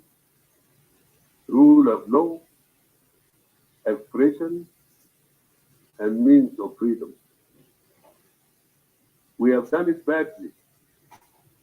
And we are so much divided that there is no single person out there that can put us together, or an alternative party to SPLM for that matter that can put the country together.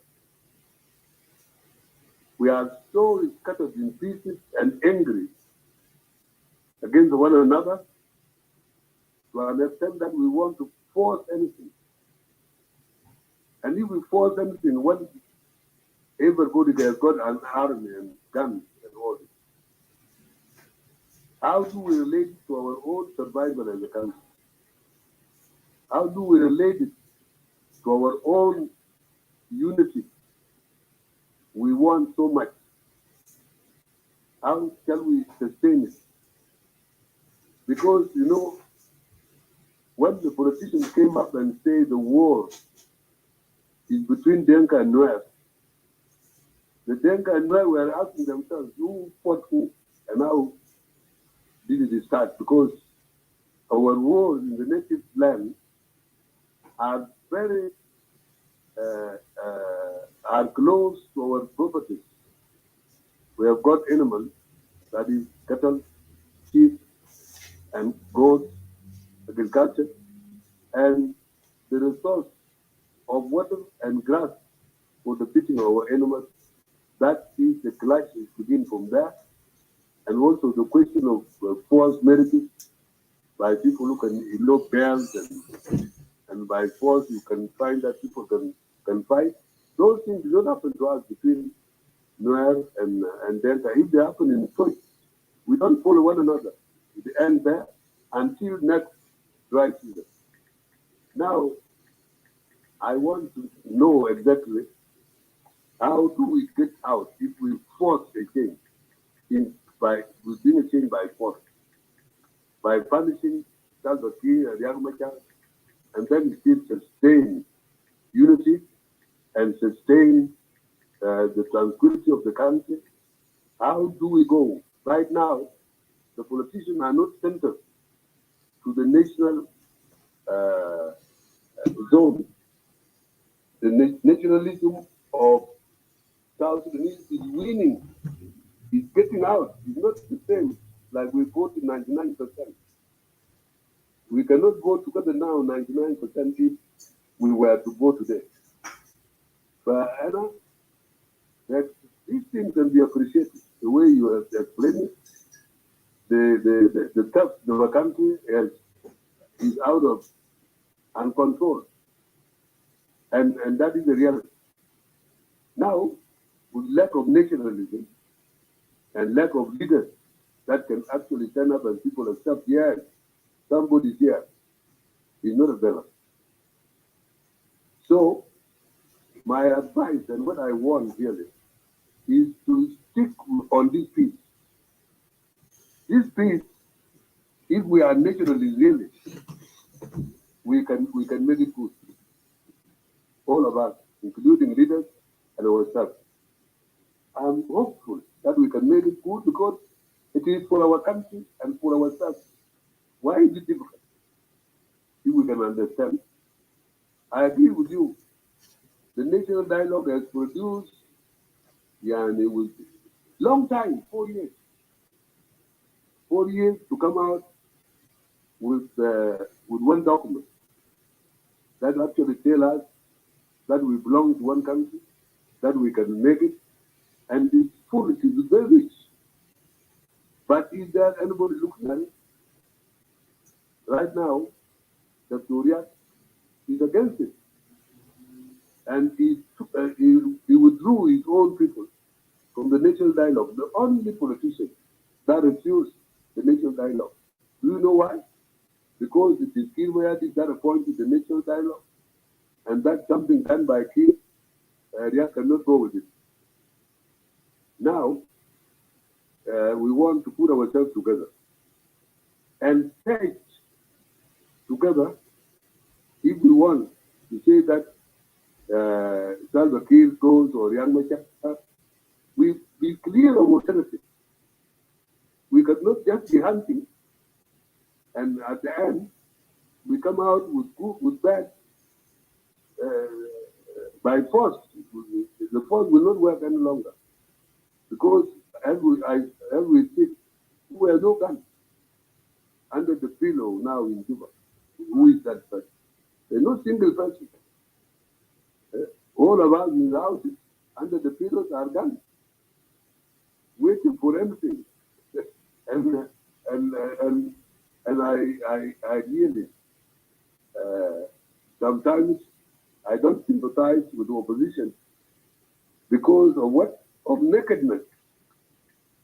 Of what is the substitute? The substitute must be very clear.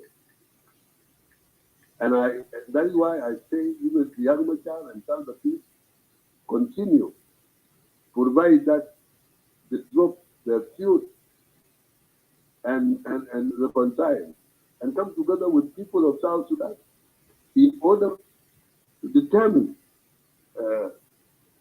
our things. And this is what I can say about that you are presenting.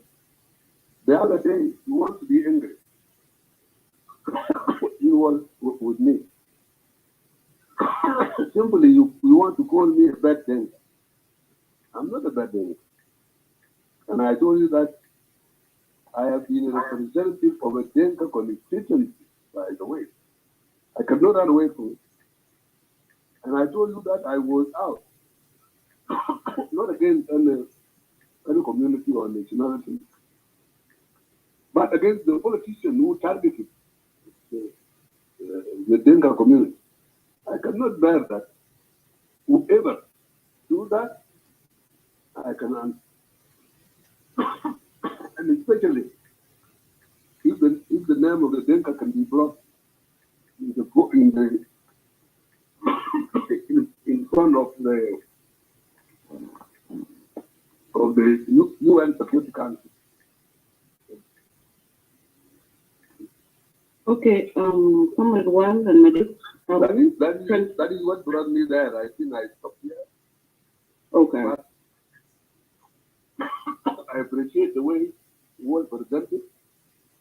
There are a lot of facts there. And the loophole is that we don't need to talk about a change now. Change now will give us nothing but war. We want to go with this peace, and we have to pressure the leaders to reconcile and actually go together to implement this peace and go at the end for elections where we can make a choice of our own votes for the prize and win elections and be accepted to rule as accepted. That is what would save our country. But no force whatever. Even the United States coming to force us into anything, we will not accept. We are not going to stand with it. See? Today I want you are listening what America is doing now in Khartoum. It has come to bring Sudanese together, military and civilian, to reconcile them. And the United States is telling us that he is actually supporting the program of Iran simply because it is Iran, Saudi with Iran, and Israel. By the envoy saying this in the interview with Jazeera yesterday. Now, you can see that again. There is a question of animal farm here in international politics and double standards. That there is a freedom in the United States, and they are talking of violations of Trump, they are violating democracy, and in the other hand, they are supporting the dictatorship in Egypt and authoritarianism in Saudi Arabia. Listen, those people can solve our problems. Let us actually, the first thing is to get together. And you must advocate the situation you are won, and you are well mature now, so that you come in and in atmosphere that will give you freedom, so that we set our things and get at the means of kingdom. By force, you know what we are. And the force will be resisted. Stand out and connect with customers on Google. For you, or my time will be wasted. Let me tell you. So, I talk a lot because it is an attempt to convince you, but you are a person who doesn't be convinced. But this is there. Is what I can say on. Okay, thank you, Doctor, and thank you, comrade, who enjoyed the room in a few minutes ago. We do like you to come and share a little bit, but right now is the time for break. Let our doctor, Uncle Joe, to take some like 2 minute or 3 minute break. And comrade Medit, if you are ready, just play us a song and let us take 2 minutes to break. But if you have a question, so ready your question, please, guys. But let us give ourselves a chance for 2 minutes to take a break. And the next speaker will come. I don't organize you who is the next speaker because I'm busy here. Go ahead. Let us take a 2 minute break, guys. Thank you. But our rules also here, for those who didn't start with us, just a little bit give us your background, where do you live, and your full name, and are you a CLM member or not? What's your party, and are you supporting or not? And anyway, just a little bit thing we can know you. Thank you. Thank you, Comrade Allen. Yeah, let us give Uncle a break for a few minutes. So while we are waiting for a good girl to get back, Uncle, can you take a few minute break and then you can come back? So while we're waiting that, for God, can you mute your mic, please?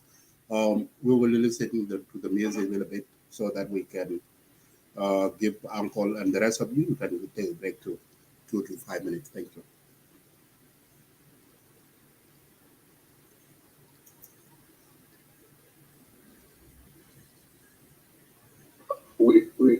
I can wait. Oh, you can wait? Time is going. We can end at 1. Can be good. It's only 1 hour now left, and we can. Yeah, thank you.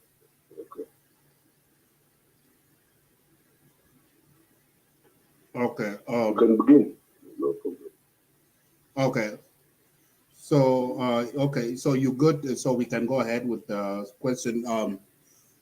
Comrade Allen, we have like is 43 there was now. Actually, seemed to be a question, Uncle, directed to me, and I would humbly want just to take 1 minute to respond to it. Not in I think it's a legitimate question that he has asked. Okay. Okay, go ahead.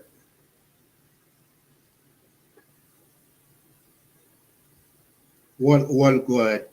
Okay. Well, I agree. Go ahead. Yeah, thank you. Uncle said something very legitimate about the question to change of how and how would even get the people to get us together, considering that there is no one organized army or police or national security, because the armed people are actually divided along the lines of the political regions.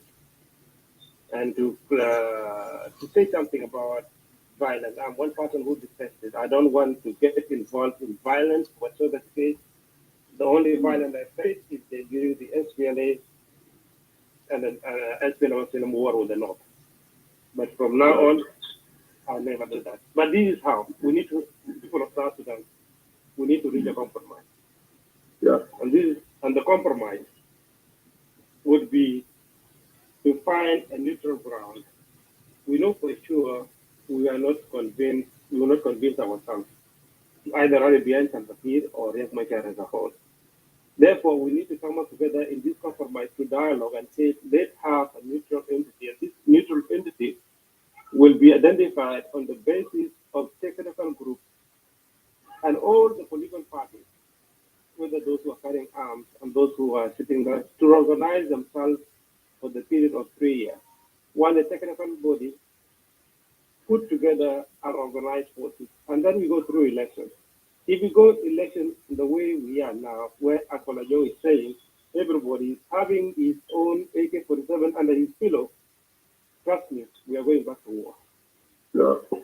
The only way we can do is to have a technocratic government in place, and we elect change to put President Salva Kiir and his group amnesty to get Machar, amnesty to Salva Kiir, and we give them within our laws to take care of them while we are making, while they are still alive, to take care of them, their medical, their needs as a state.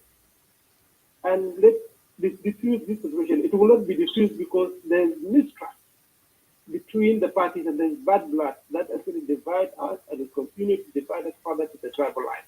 At the end of it, it will be one.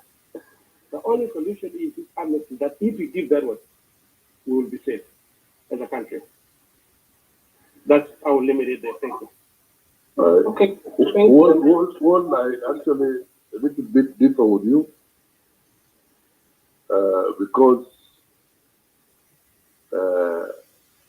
the first thing you have said is these parts together can all a constant,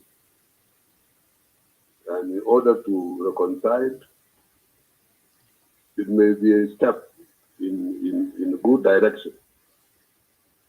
Number two, after they are put up together, they really go on to make the law, democracy, and formation of political parties under environment that actually secures the rights of every party. And the third would be to leave any leader to his or her own party to decide their own candidate. If that candidate can be brought by a party and thereafter disqualified by electoral law, that one may work. If not disqualified also, they go for elections, and if we ensure the freedom to elections, if the vote that will decide that so and so cannot go there, because no politician that can bar another politician without imprisonment. You cannot favor people when you have actually prevent them, not by law, not to conduct elections, and you say they will be safe and they will be forced to go to their house, and these are people. You see, let us smooth it out. You are near us to agree, because you are not a man who is violent. The intention is to remove the violence itself, so that the violence does not actually exist among us. How do we do that? We do that by means of talking to one another and all that. And this is not a sure proposal, what I'm saying. It is actually if sentences of how and when. I'm not even sure about that. But what I need is a smooth peace deal, and then democracy and the rule of law, all the freedom and law enforcement. This is what I want. And I may not arrive to that. And I hardly accept people to be forced out by other politicians. It can run into crisis.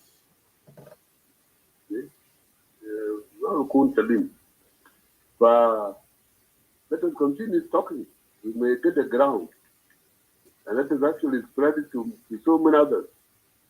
Because ideas are actually concentrate to others. And when you get a good idea, it helps a lot. We need more and more about our country. We actually brought it to this stage, and we spoiled it. So we ourselves are really spoilers. And the spoilers cannot correct something by disowning other spoilers without really collective kind of thing that can help. You know, I'm saying this as an elder, but also not black and because I think that these things can easily be done. They cannot easily be done.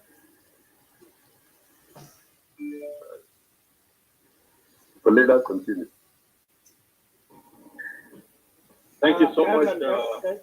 Well, can you guys give me one minute session on this? This is my time, yeah, Jama. Hold on a minute here. Look, guys, we have moderators here, and we are here to organize this for all of us, and we are aware of your existence. We are the ones who brought you up here, so we know when you came in, and we are going to organize the conversation for you guys. So just hang in your line. Your time will come.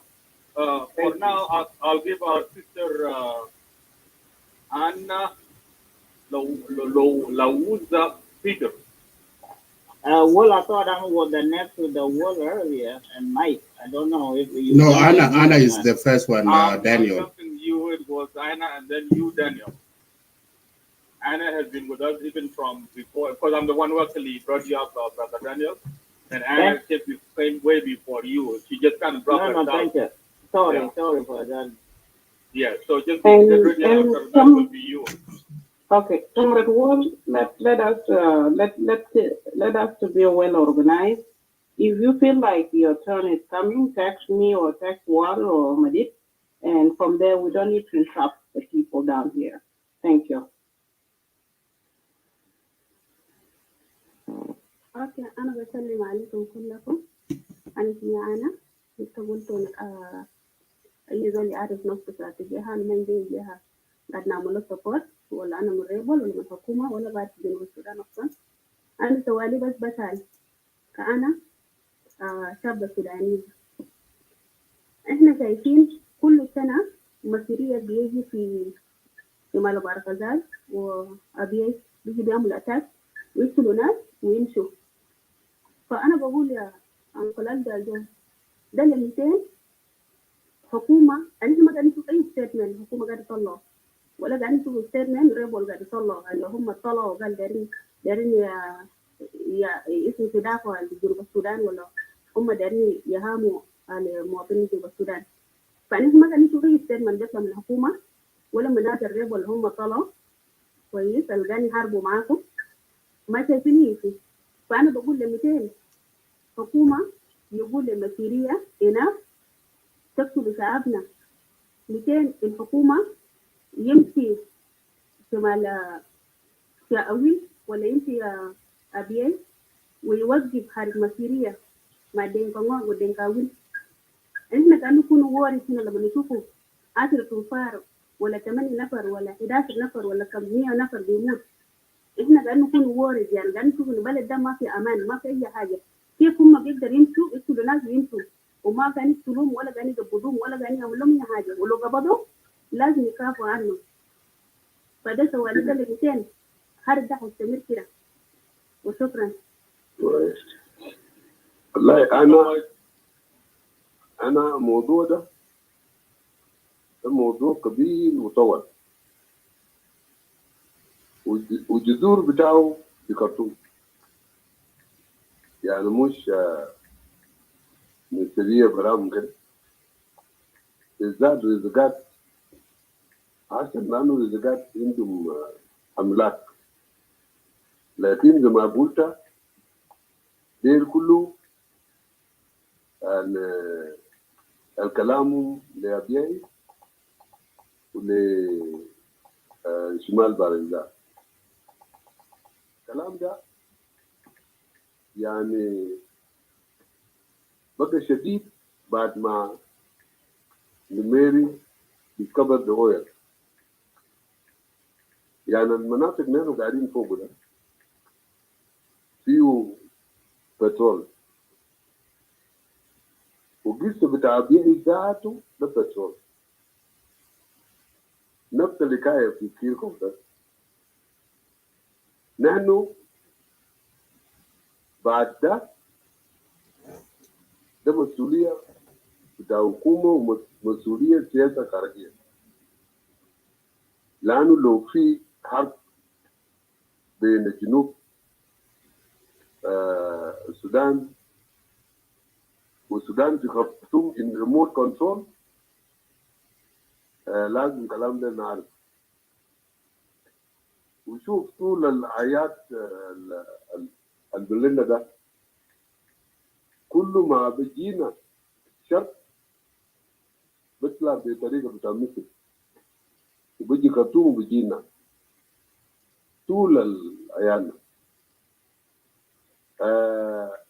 ممكن نحن بنتكلم ده الحالنا ذاته في جبال نوبة الجيران بتاعنا، ولا في دارفور، ولا في النيل الأزرق. خليك من كسلة، لأنه كسلة ده دومين بتاع الاتحادين، الاتحاد الديمقراطي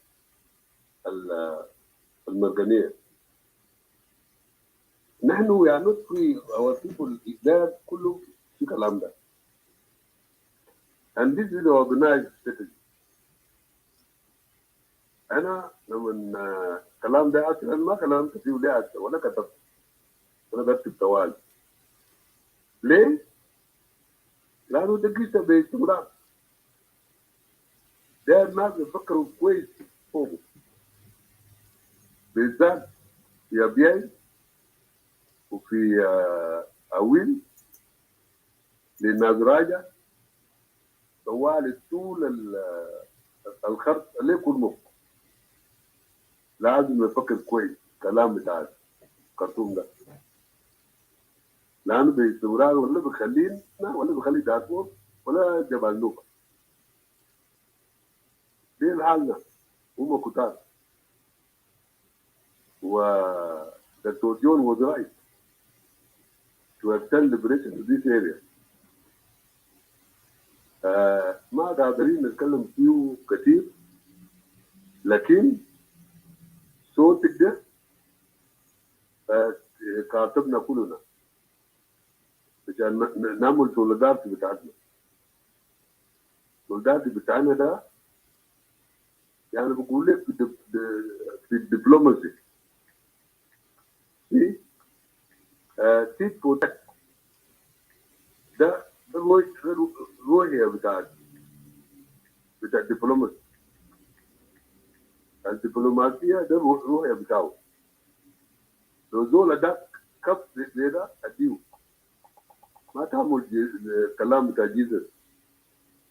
فنحن هسه مع بيعي ما لدى الآخر نرجع لنفوسنا نحن نتكلم برانا. What can we do؟ لأنه دين ما أتجاه مننا. في أبيعي زول واحد دين مجو كان جماعة دين كان ما بجيب معه. يعني ده organization. نحن سولدارتي بتاعنا نادي، وما داير اسم الصوت بتاع الشكوى. ما تشتكي ذات. Don't talk about شكوى. شكوى ده شيلوا برا، وكورات بتاع انه ناس ماتوا والكلام ده زول زي انا ما داير. يا هو كلام بيقول قالوا عنده كان في حكومة الذاتي الماضي وناس قتلوا في دان.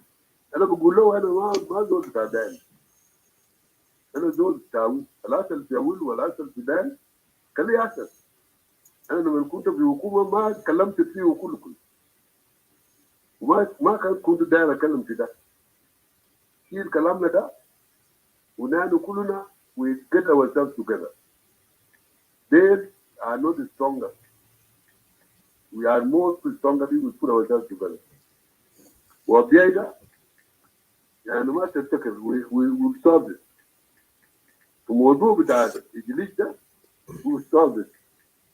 Hata الماء بتاعنا فوق الشعب بتأثير برا 40 ميل. ده ماء بتاعنا اليوم، ماء بتاع الجنوب ده. في ماء جديد. ماء جديد ده تلاقونا نسيناك. والموضوع بتاعهم ده موضوع بتاع الحدود. دايرين to show kind of force. ده موضوع بتاع الحدود لأنه دايرين الأرض. So let us think about it ourselves before we blame anybody in the government. That there are people always going to Khartoum, Ata Umbare, who are settling to Khartoum to solve problem of Khartoum. Gule Buran, Rosolna, Sera Rezo Sanlet, Chanitu the Salo, Tutal Mododa, Fa Inti, Takata, but among ourselves, Namusi. Namusi. شوف ناس ديل هو بتاعهم وين؟ قارن 20 سنة بتاع SPLA وشوف جماعة ديل where they not defeated لما كانوا في مدن ده يعني كان where they not defeated by SPLA SPLA شنو؟ ماشي بريكورا ويزنوا مافي واريان وتردوا نحن Abu, Inti, don't complain. The usual voice of ladies, to call a Vijay chat to question. When women speak boldly, I don't coward to go to Jah. So the matter that go is it. Can it go with Mahana? Kalam da I tool maana, lakini we have to.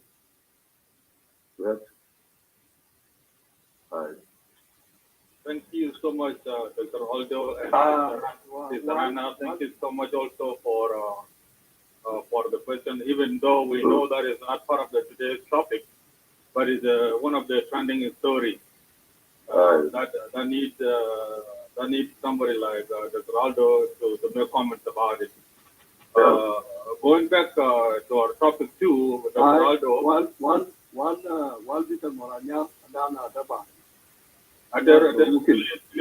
Please, let us do the work. We are aware of you. When your time comes, you will talk. Back to the topic too, Dr. Aldo, there is a trending story of $160 million being owed by the government of South Sudan to the traders in the name of tooth count. So I hope you're aware of that, and if you do, then give us some words, some remarks about that. Otherwise, we'll continue with the topic. And with that there, we give our brother Gernyang a chance. Let's go in this way. It will be you, Gernyang, followed by Daniel, and then Ater Bang, and Uncle Pach, and then you Pagor and Oromunyang. So then, Gernyang, the mic is yours. Activate it, please, and add in your comments. Okay. Well, what we should do from here, Daniel will come, and I will drop these three people down, and I will bring you guys back up. Okay? We was organized just only 3 ahead of time, and then to move them down because we don't need you to feel like we ignore you, and or you can feel like you are boring. So I will remember to bring 3 of you up again. Okay? Thank you. There is actually Gernyang, Sister Helena. Gernyang is the one that activated his mic, followed by Daniel, and then Derbang and Pagor and Oromyang. Okay, yeah, thank you, Mr. Wall. Uncle Aldo Joe, you heard about the solution of Southern Sudan? You are Gernyang? Yes, I am Genyang. Okay. I am Genyang Erbil. I am from Ngok of Malakal, and I live in Canada. Okay. I am going to go straight into the point. We in Southern Sudan, we need immediate change. Within 1 to 2 years, we need change. So to avoid a lot of problems. We need election in 2023. That is number one.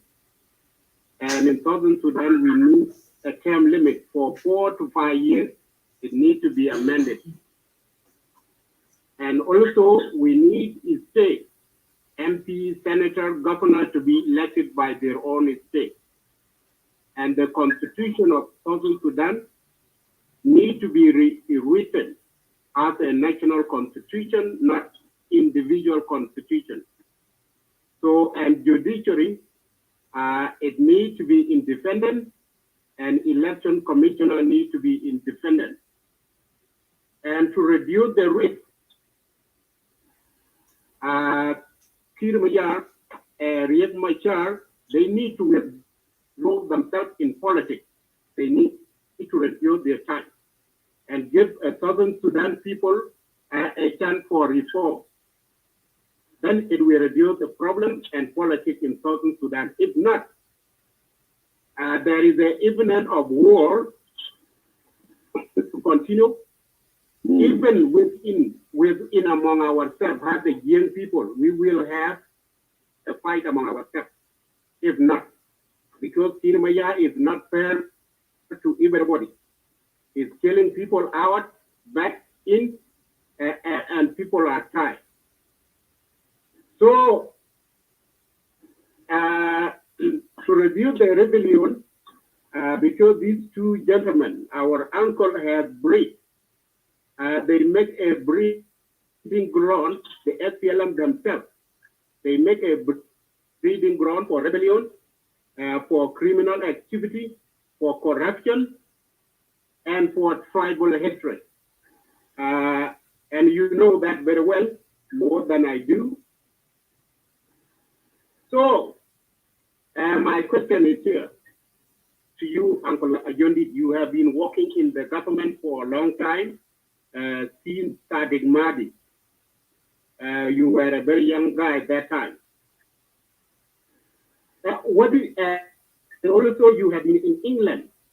What do you see when you were in England? How good they were manage their country, and why you guys should not copy that one in Southern Sudan? And also, we have a resource. Particularly those resources, they are in Jiang land and in Nuer land. Why we are not developing Upper Nile and Barkazar region? These are the questions I could draw to you. I have another question here.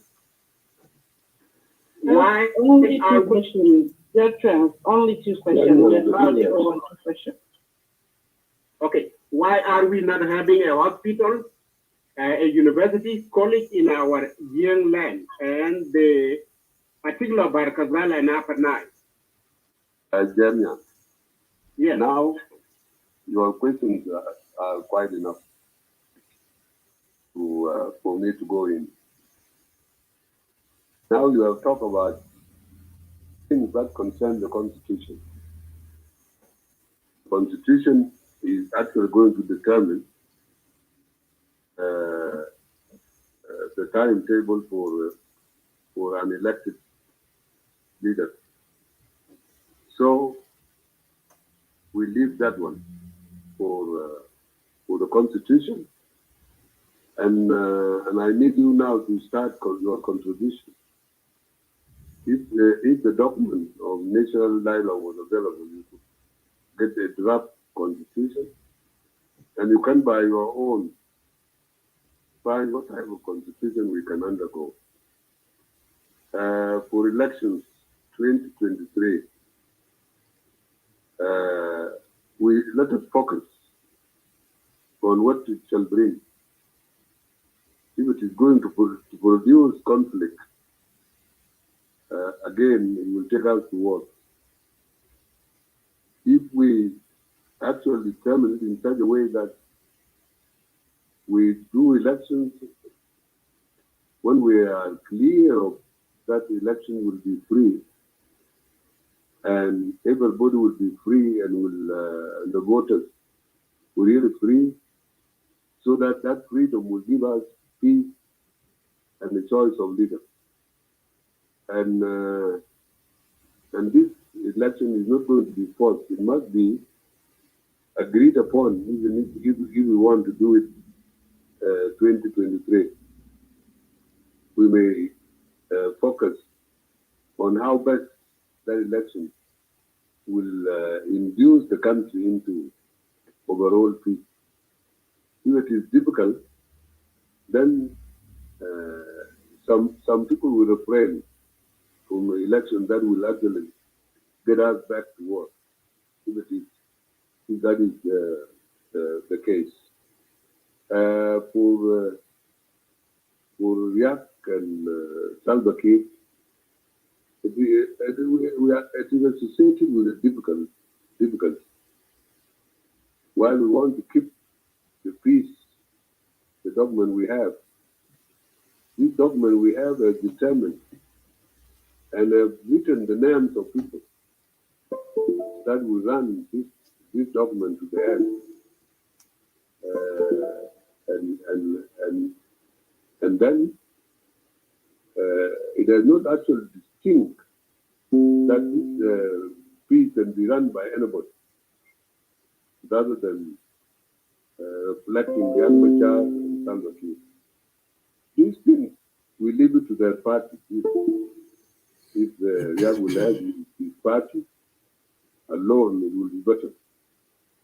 But you can see the voices, whether these voices are a strategy of Upper Nile, we don't know. People declaring themselves to have come back to SPLA against Riek Machar and so on. There are crises. Janya. Rika Butagda, my side, for me to determine anything good, that's the way you think. So, there are things that cannot be done in the way you are asking. We want to carry people together, including these people, in order to harmonize peace. You cannot bring peace in expense of other leaders. The language of the solution of conflict is this: when you resolve the political conflict, you take into the consideration those who are in war with one another. As if you have identified the problem to be political, then the resolution will be political, and you will actually apply what they call political justice, not criminal justice, like you are suggesting. If you incriminate others who are leaders, then you are not bringing a solution, and you are not bringing peace. You are bringing peace against some people, and they will not accept this kind of thing.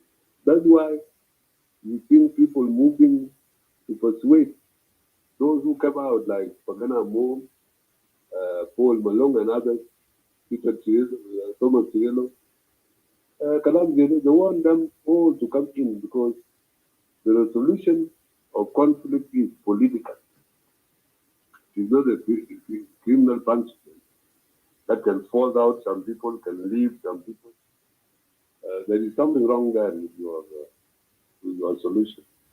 But the solution I agree with is must be comprehensive, must be inclusive, and they have said that in the agreement.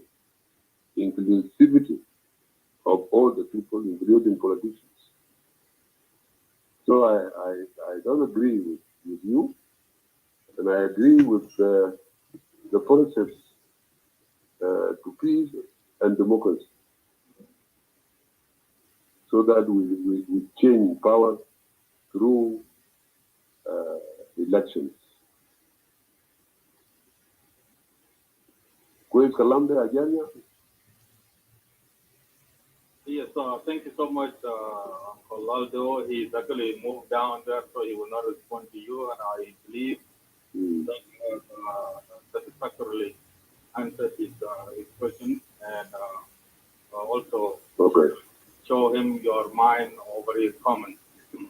With that there, I would like to give my brother Daniel a chance, and you, Uncle Faisal, to carry yourself. Before I let Daniel activate his mic, I hope all of us can actually stick to the topic here. If everybody comes up here and asks questions that could be totally in different topics, then we will lose focus of what we are here for. Dr. Aldo is going to be here with us, and he made himself available for us. There are times when we will talk about the Constitution itself. And so those of you who may have topics different from what we have now, hang on to those. There will come a time when there will be the topic of discussion. But for now, let's keep it to the topic, and that would actually make us exhaust at least one topic today. Brother Daniel, activate your mic, and the turn is yours. Okay, thank you, Brother Wolf. Thank you very much. I think I'm clear. My sound is clear. If any interruption for internet, then I will let you know. I say thank you also Ellen and Wall and Nadid and Yapel, and I agree that Dr. Aldo Ajou, Fago, and the rest of the people are listening downstairs. I say thank you for coming, and happy New Year, Lekuludul and Kulaman Tumtaidi. Anna is to me Daniel good. Na kanal din kongok, na kanal. Ana guiding if the America at Melbourne, Maryland, or Washington D.C. They are one guy to they are there all information. If I made something, that is you can let me know. My Katir Soda. Okay. Uncle Aldo Ajou for coming. What I can say first before I think the topic is say political economic development in South Sudan. Am I wrong? That is the top topic, right? Okay. I would like to say thank you, Uncle Ajou, for coming to us. Noise criteria, well, even it's confusing me to say something. It made me yelling a lot.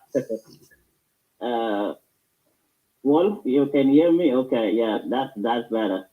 So I want to say thank you for Uncle Aldo Ajou for coming and show up all the time to South Sudanese, not only for political, but for the community purpose too. Lano, we need the elders also to show us the way we can go. We can forget about the politics, and then we can continue with our Aldo Ajou and other elders. Anamataki Aldo Ajou might have some other elders who can help him. We're not calling all elders for politically, but we need them for us to advise us how do we develop our country. They preaching the tribalism about the land and all of this, which is mean it cannot unite us. We need a system change first, and then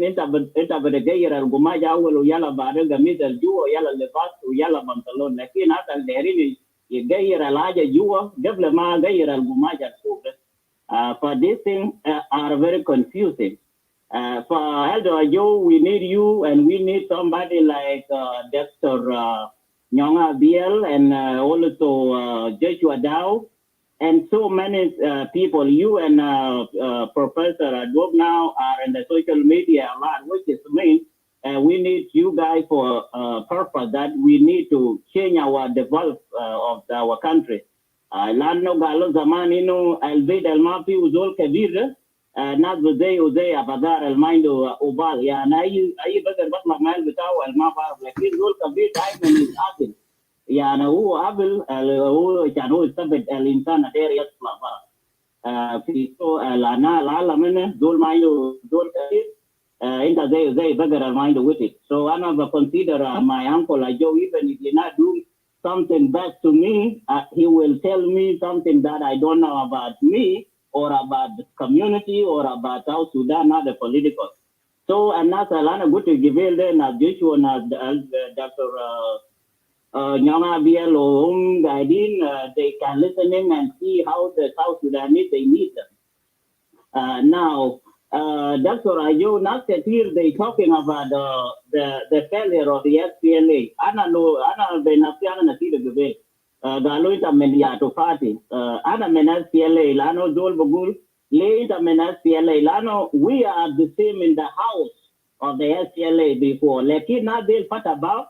Utala bara ogal deri go ti hawala house. Ya wana Daniel that's for those to jua.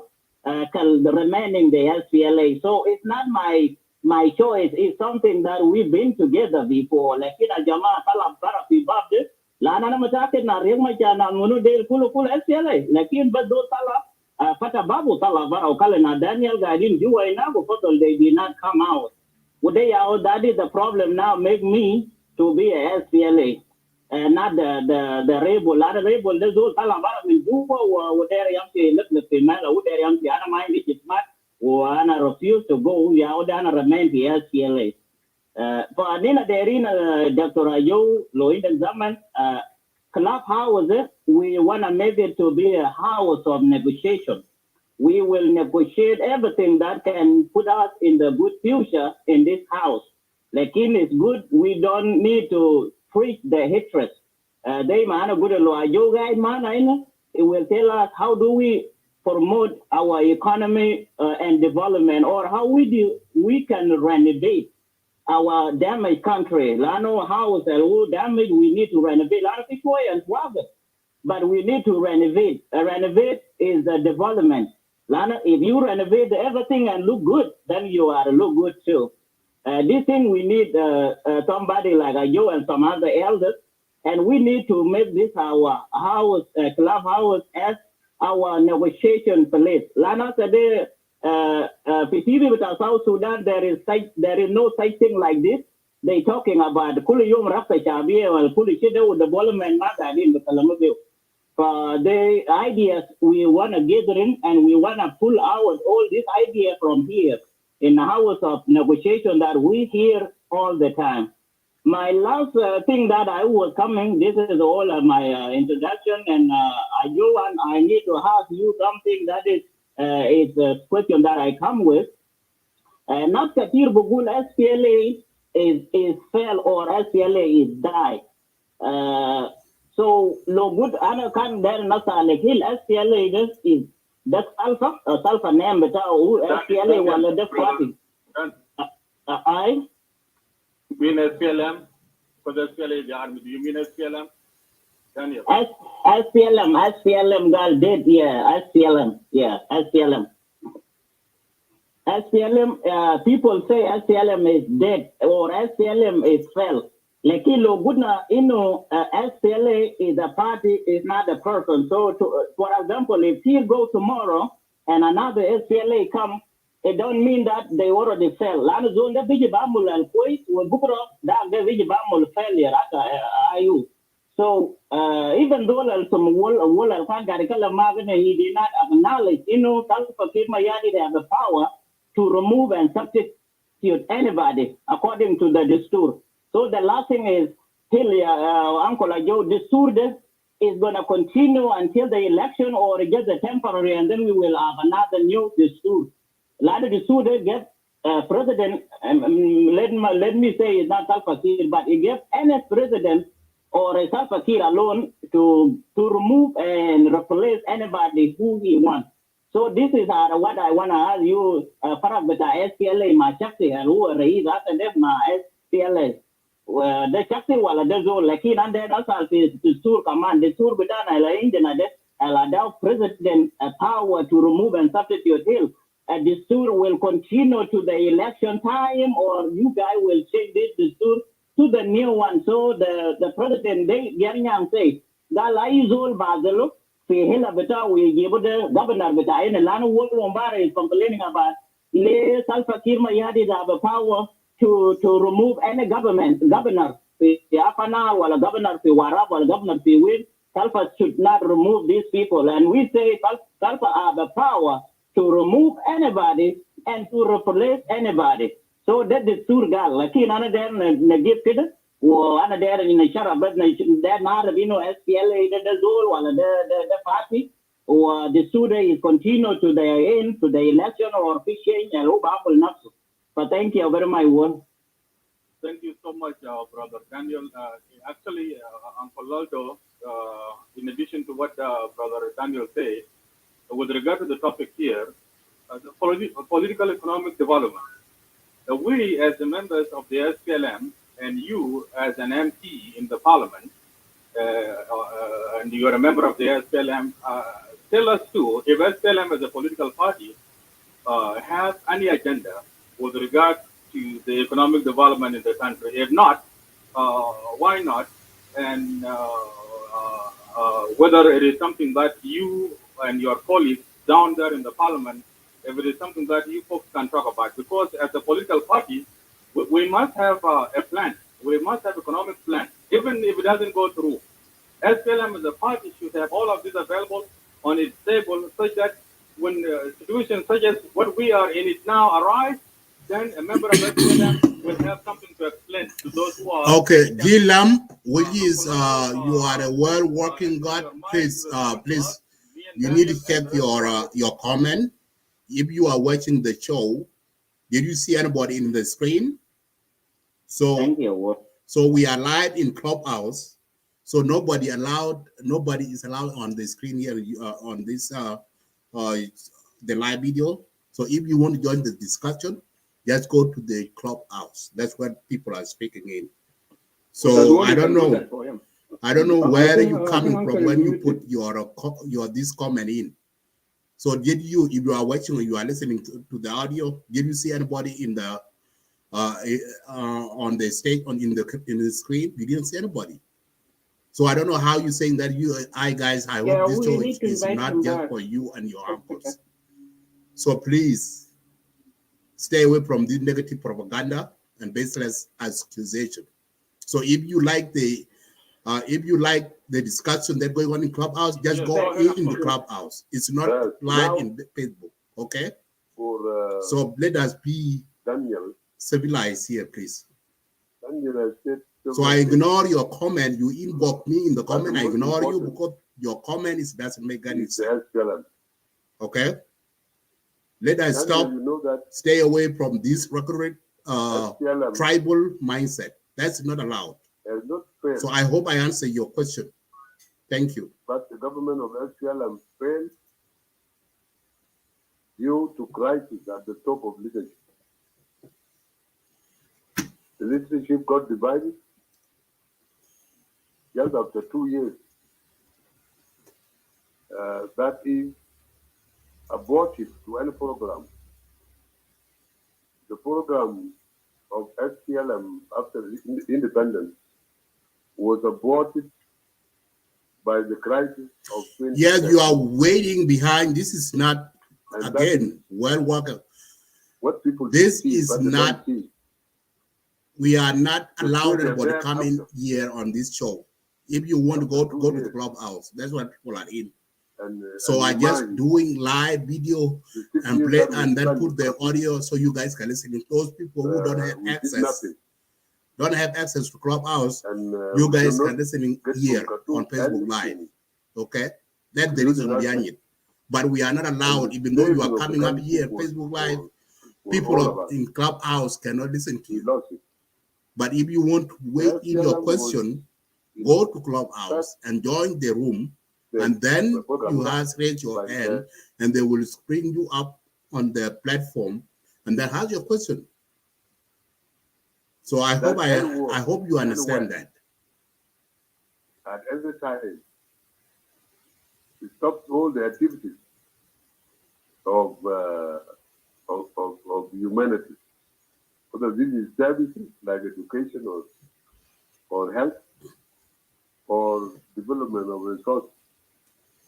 So SPLM was stopped to go ahead with anything called development because they got divided. And this. Okay, guys, I'm gonna about to end the show here in Facebook Live. We hit 3 hours mark. After this speech, we will go to end the show. And if you want to join this discussion, just go to Clubhouse and you join there. So it will go on for another hour or so. So thank you. So thank you. Yeah, I'm calm, man. I'm calm, but you guys need to be. You guys need to choose your word correctly. So don't just do this tribal things. So you have to read. You have to read and what is the purpose of this live show. If you see people on the screen, and then you are not bringing it up, and I'm refused to bring you up on the screen, and then you can complain. But there's nobody on the screen. Even me, did you see me? No, I'm not on the screen. The vacuum.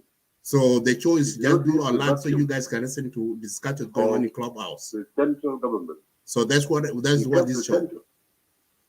So I'm not allowed anybody to come on here on Facebook Live so that you can no. They are listening. If you want to have a question, go to Clubhouse. Because he's the only one who kept the vacuum. And the leaders of SPLM, those who are claiming now to be the best, did not go anywhere. FD did not take up arms. That is good of them. But their leadership destroyed the country completely because they exposed the insides of their own party, SPLM. And even to deal with raising the status of tribes, 64 and all this, all was to cover up all that mistake. And I want to tell you, right now, the manifesto and the constitution of SPLM is valid. And especially after amendment, Arusha amendment into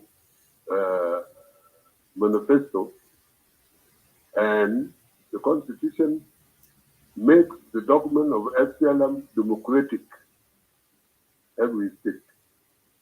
The SPLM now, by amendment of Arusha, amendment that brought quarrel, have been amended. And SPLM is now democratic. But it's still, the leaders that actually proposed the amendment and signed it in Arusha in 2014 are not coming in. They are still against. They continue to be against. Yeah, and who would be expected now to say the SPLM has failed. SPLM has not failed, but the leaders who pull out for a war among themselves caused the failure of the government. And if we want to pick a point to why this failure, the figures, all our figures will go to them. I'm telling you, I was not an out-speaking member of SPLM since I joined 1994. I was not. But now, I tell you, with my own findings, the party that has a base that can actually make a strong base in our country and Africa is the SPLM. Why? Because it embodies in the document of SPLM the aspirations of all Africans, wherever they are, including you in the United States. They are They should actually behave like this. Wherever the black person is, see? Because we are all byproducts of slavery. All, whether we are in Africa or where you are now, we have to be together. And SPLM goes this center of being African and fighting together for our full identity in wherever we are and also in our country and in Africa. This is one of the members of FD G10 wrote something in the social media saying that SPLM has died. I answered him. I said, SPLM root is still hold water and fertility and is still alive. But you, as a part of the branches of the tree, there are branches that are dried up. And SPLM is going to cut them off and revive the tree to live. It is alive. See? It is alive, and you can see. So, I don't think, unless something happens, that a party that will challenge SPLM in democracy and succeed to win elections and govern South Sudan, maybe it is not yet born. But the 53 parties I am seeing here have no program for you, for any South Sudanese, and have no program for Africa, and have no program of enemies out there. Who is our enemy, they don't know. This is for you, Daniel, for you. And if I have time, I can give you more. You have talked well. And SPLM is not dying now or has failed. The leaders have to take the shame of their failure and not the SPLM. Thank you.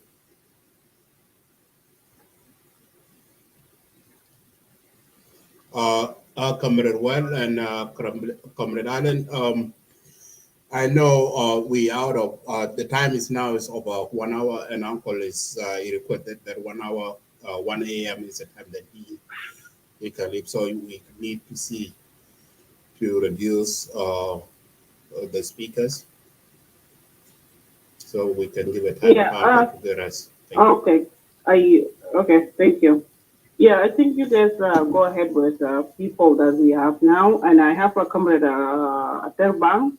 His has changed before Wilson. That's why I dropped Wilson down, because I need the people that we drop them down. We'll promise them we're going to bring them up. Give them the chance first. Thank you. Go ahead. Very good, my son.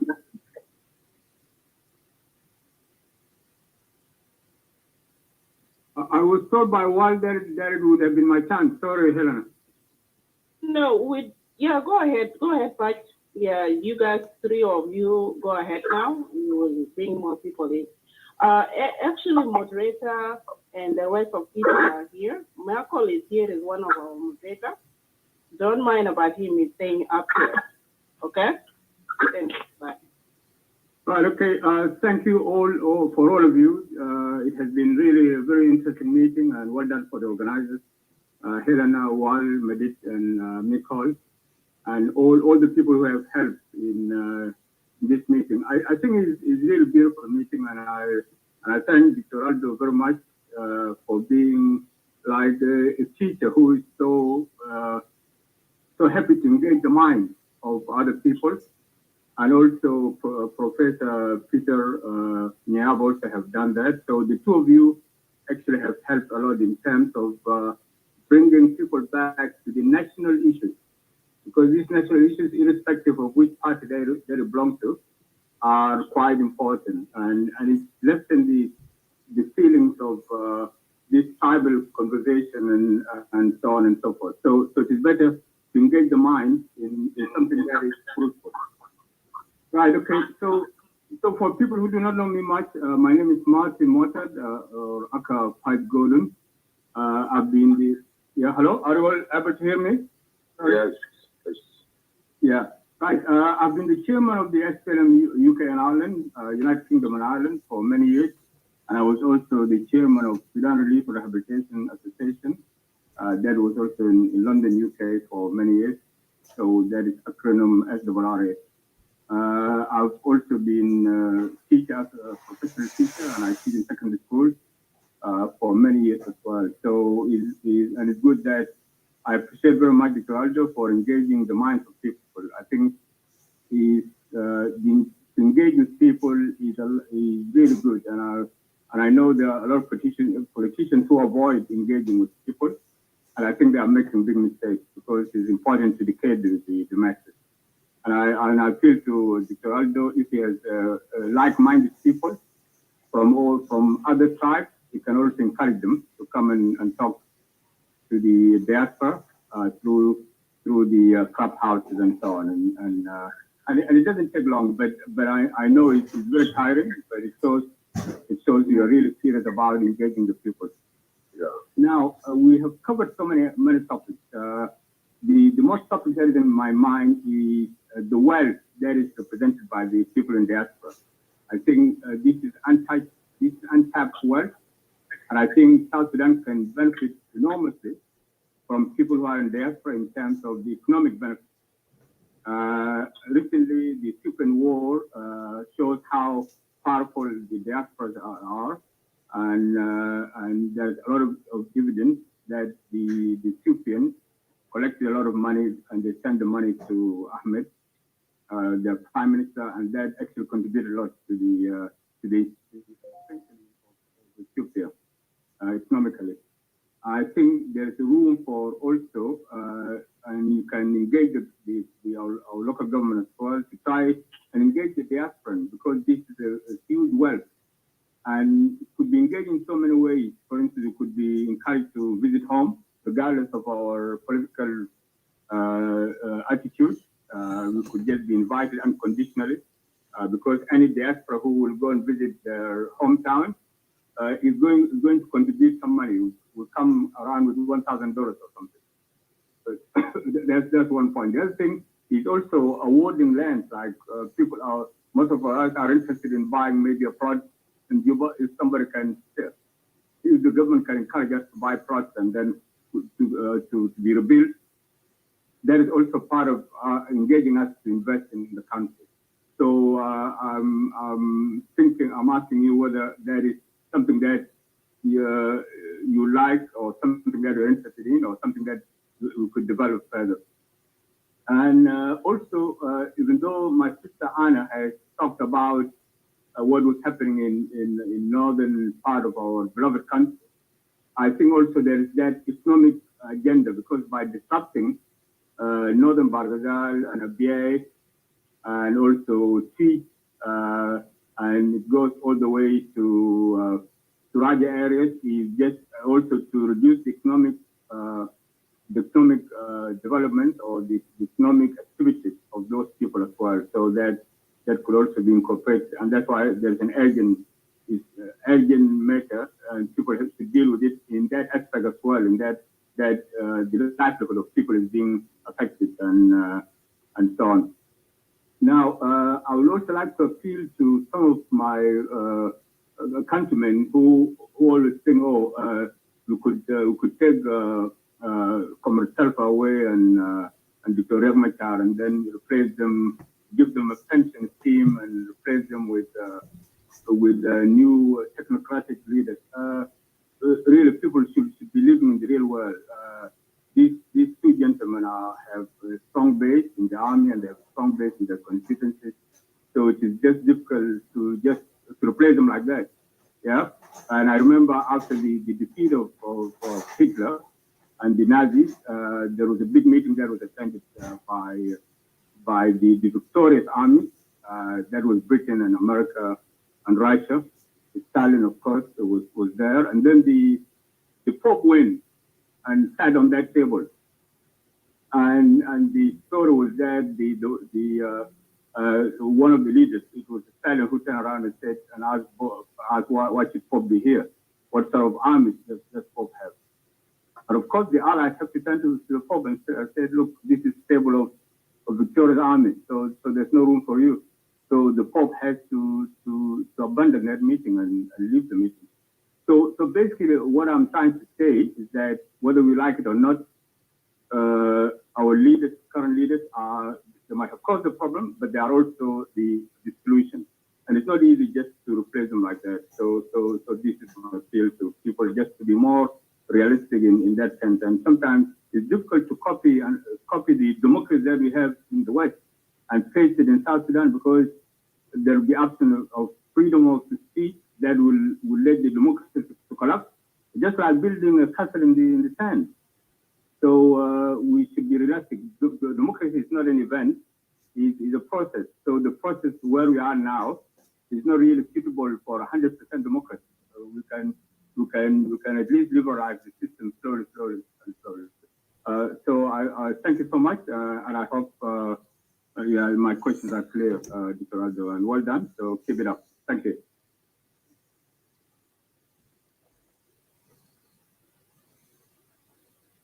Thank you so much, Pudge Gordon, for your contribution. You're right. You know, when you go to Juba now, the business agency or the money transfer is actually going to be Dam Shell. And all that is happening there is the money coming from diaspora into our country.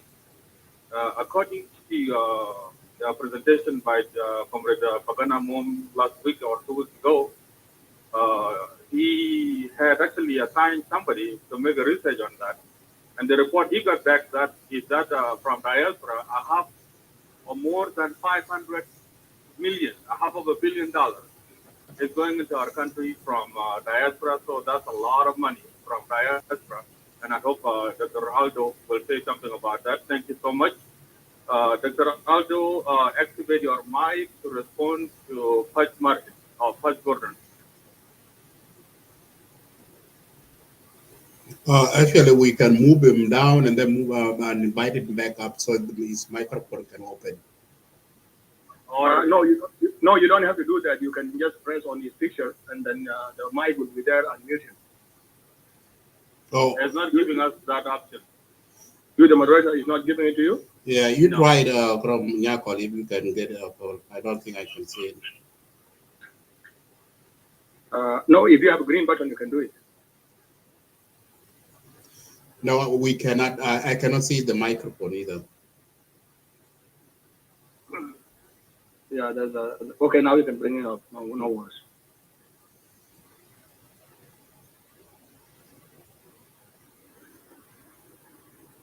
Okay, now? Yes. Yeah, go ahead. Yeah, go ahead. My power was off in the country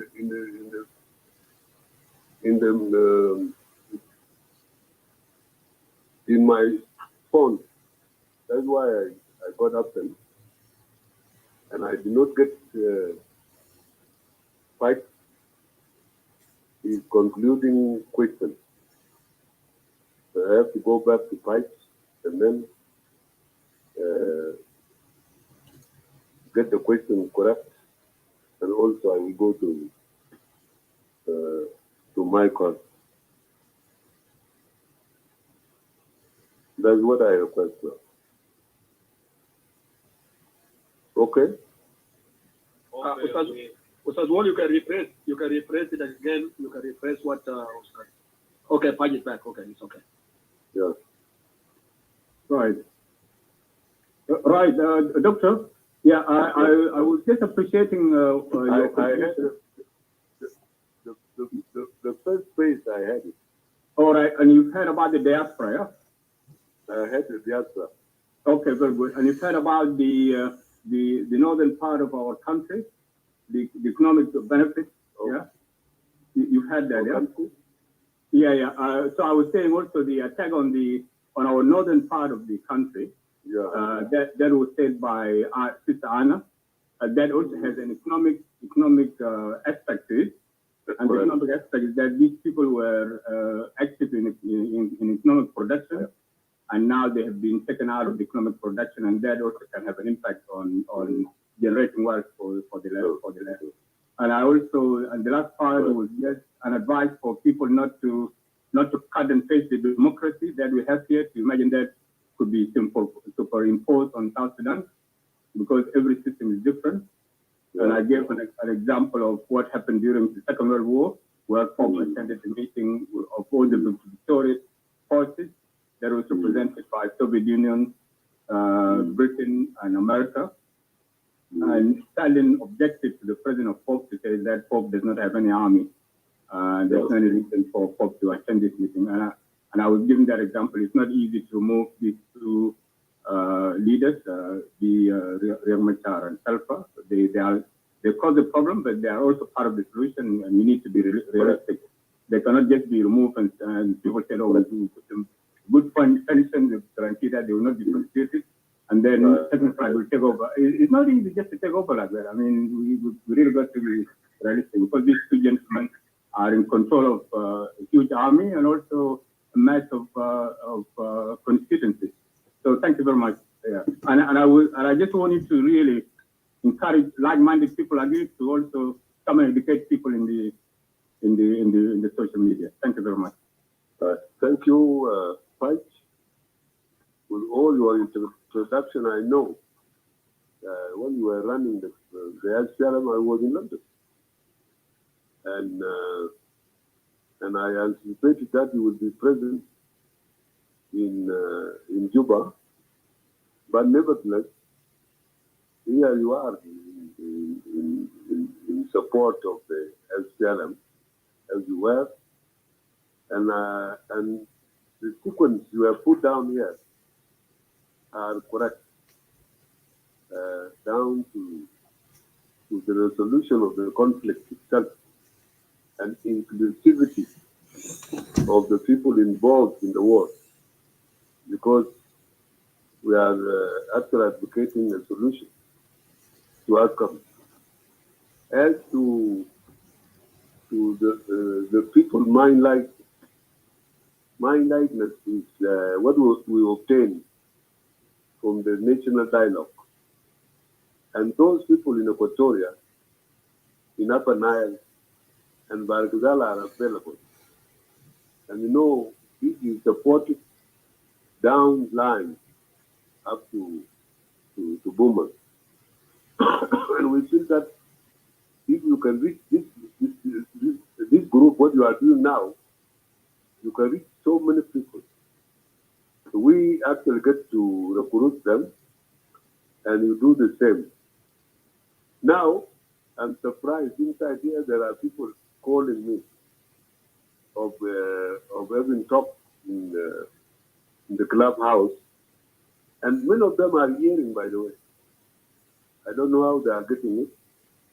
The fact that we have actually tried our best to interest our community on the national issues that we face currently, and what solution do we get? The last one about system. The system of government differs from place to place. But our federation, we want to make it in such a way that it avoids the ethnicity.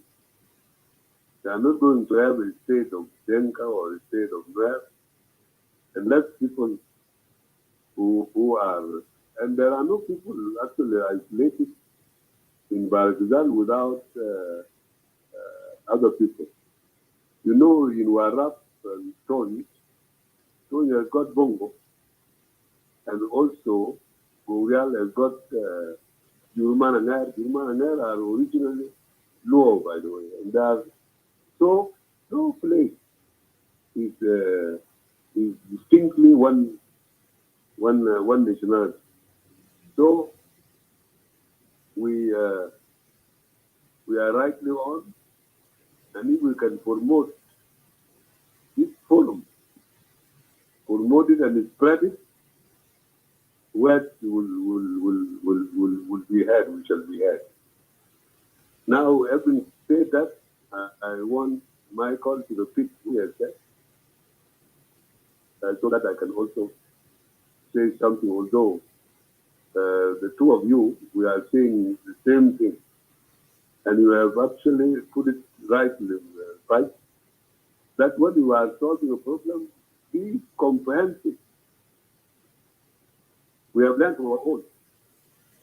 Because negotiation in the negotiating the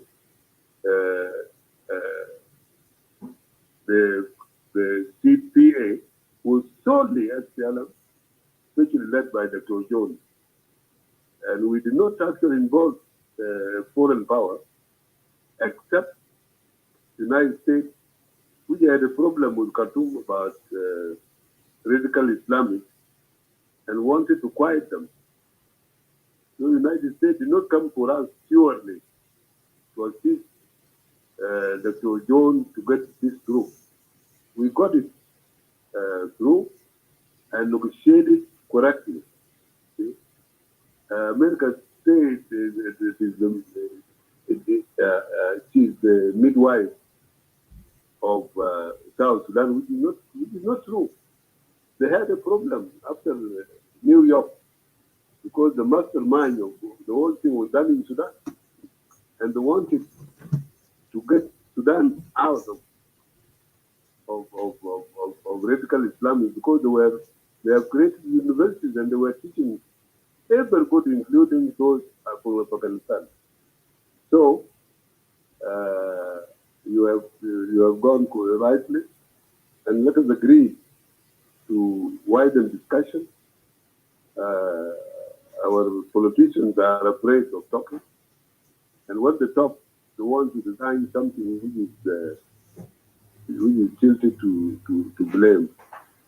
So we are spending this time because as some of us are worried. How these young people, how do we lead them now? Because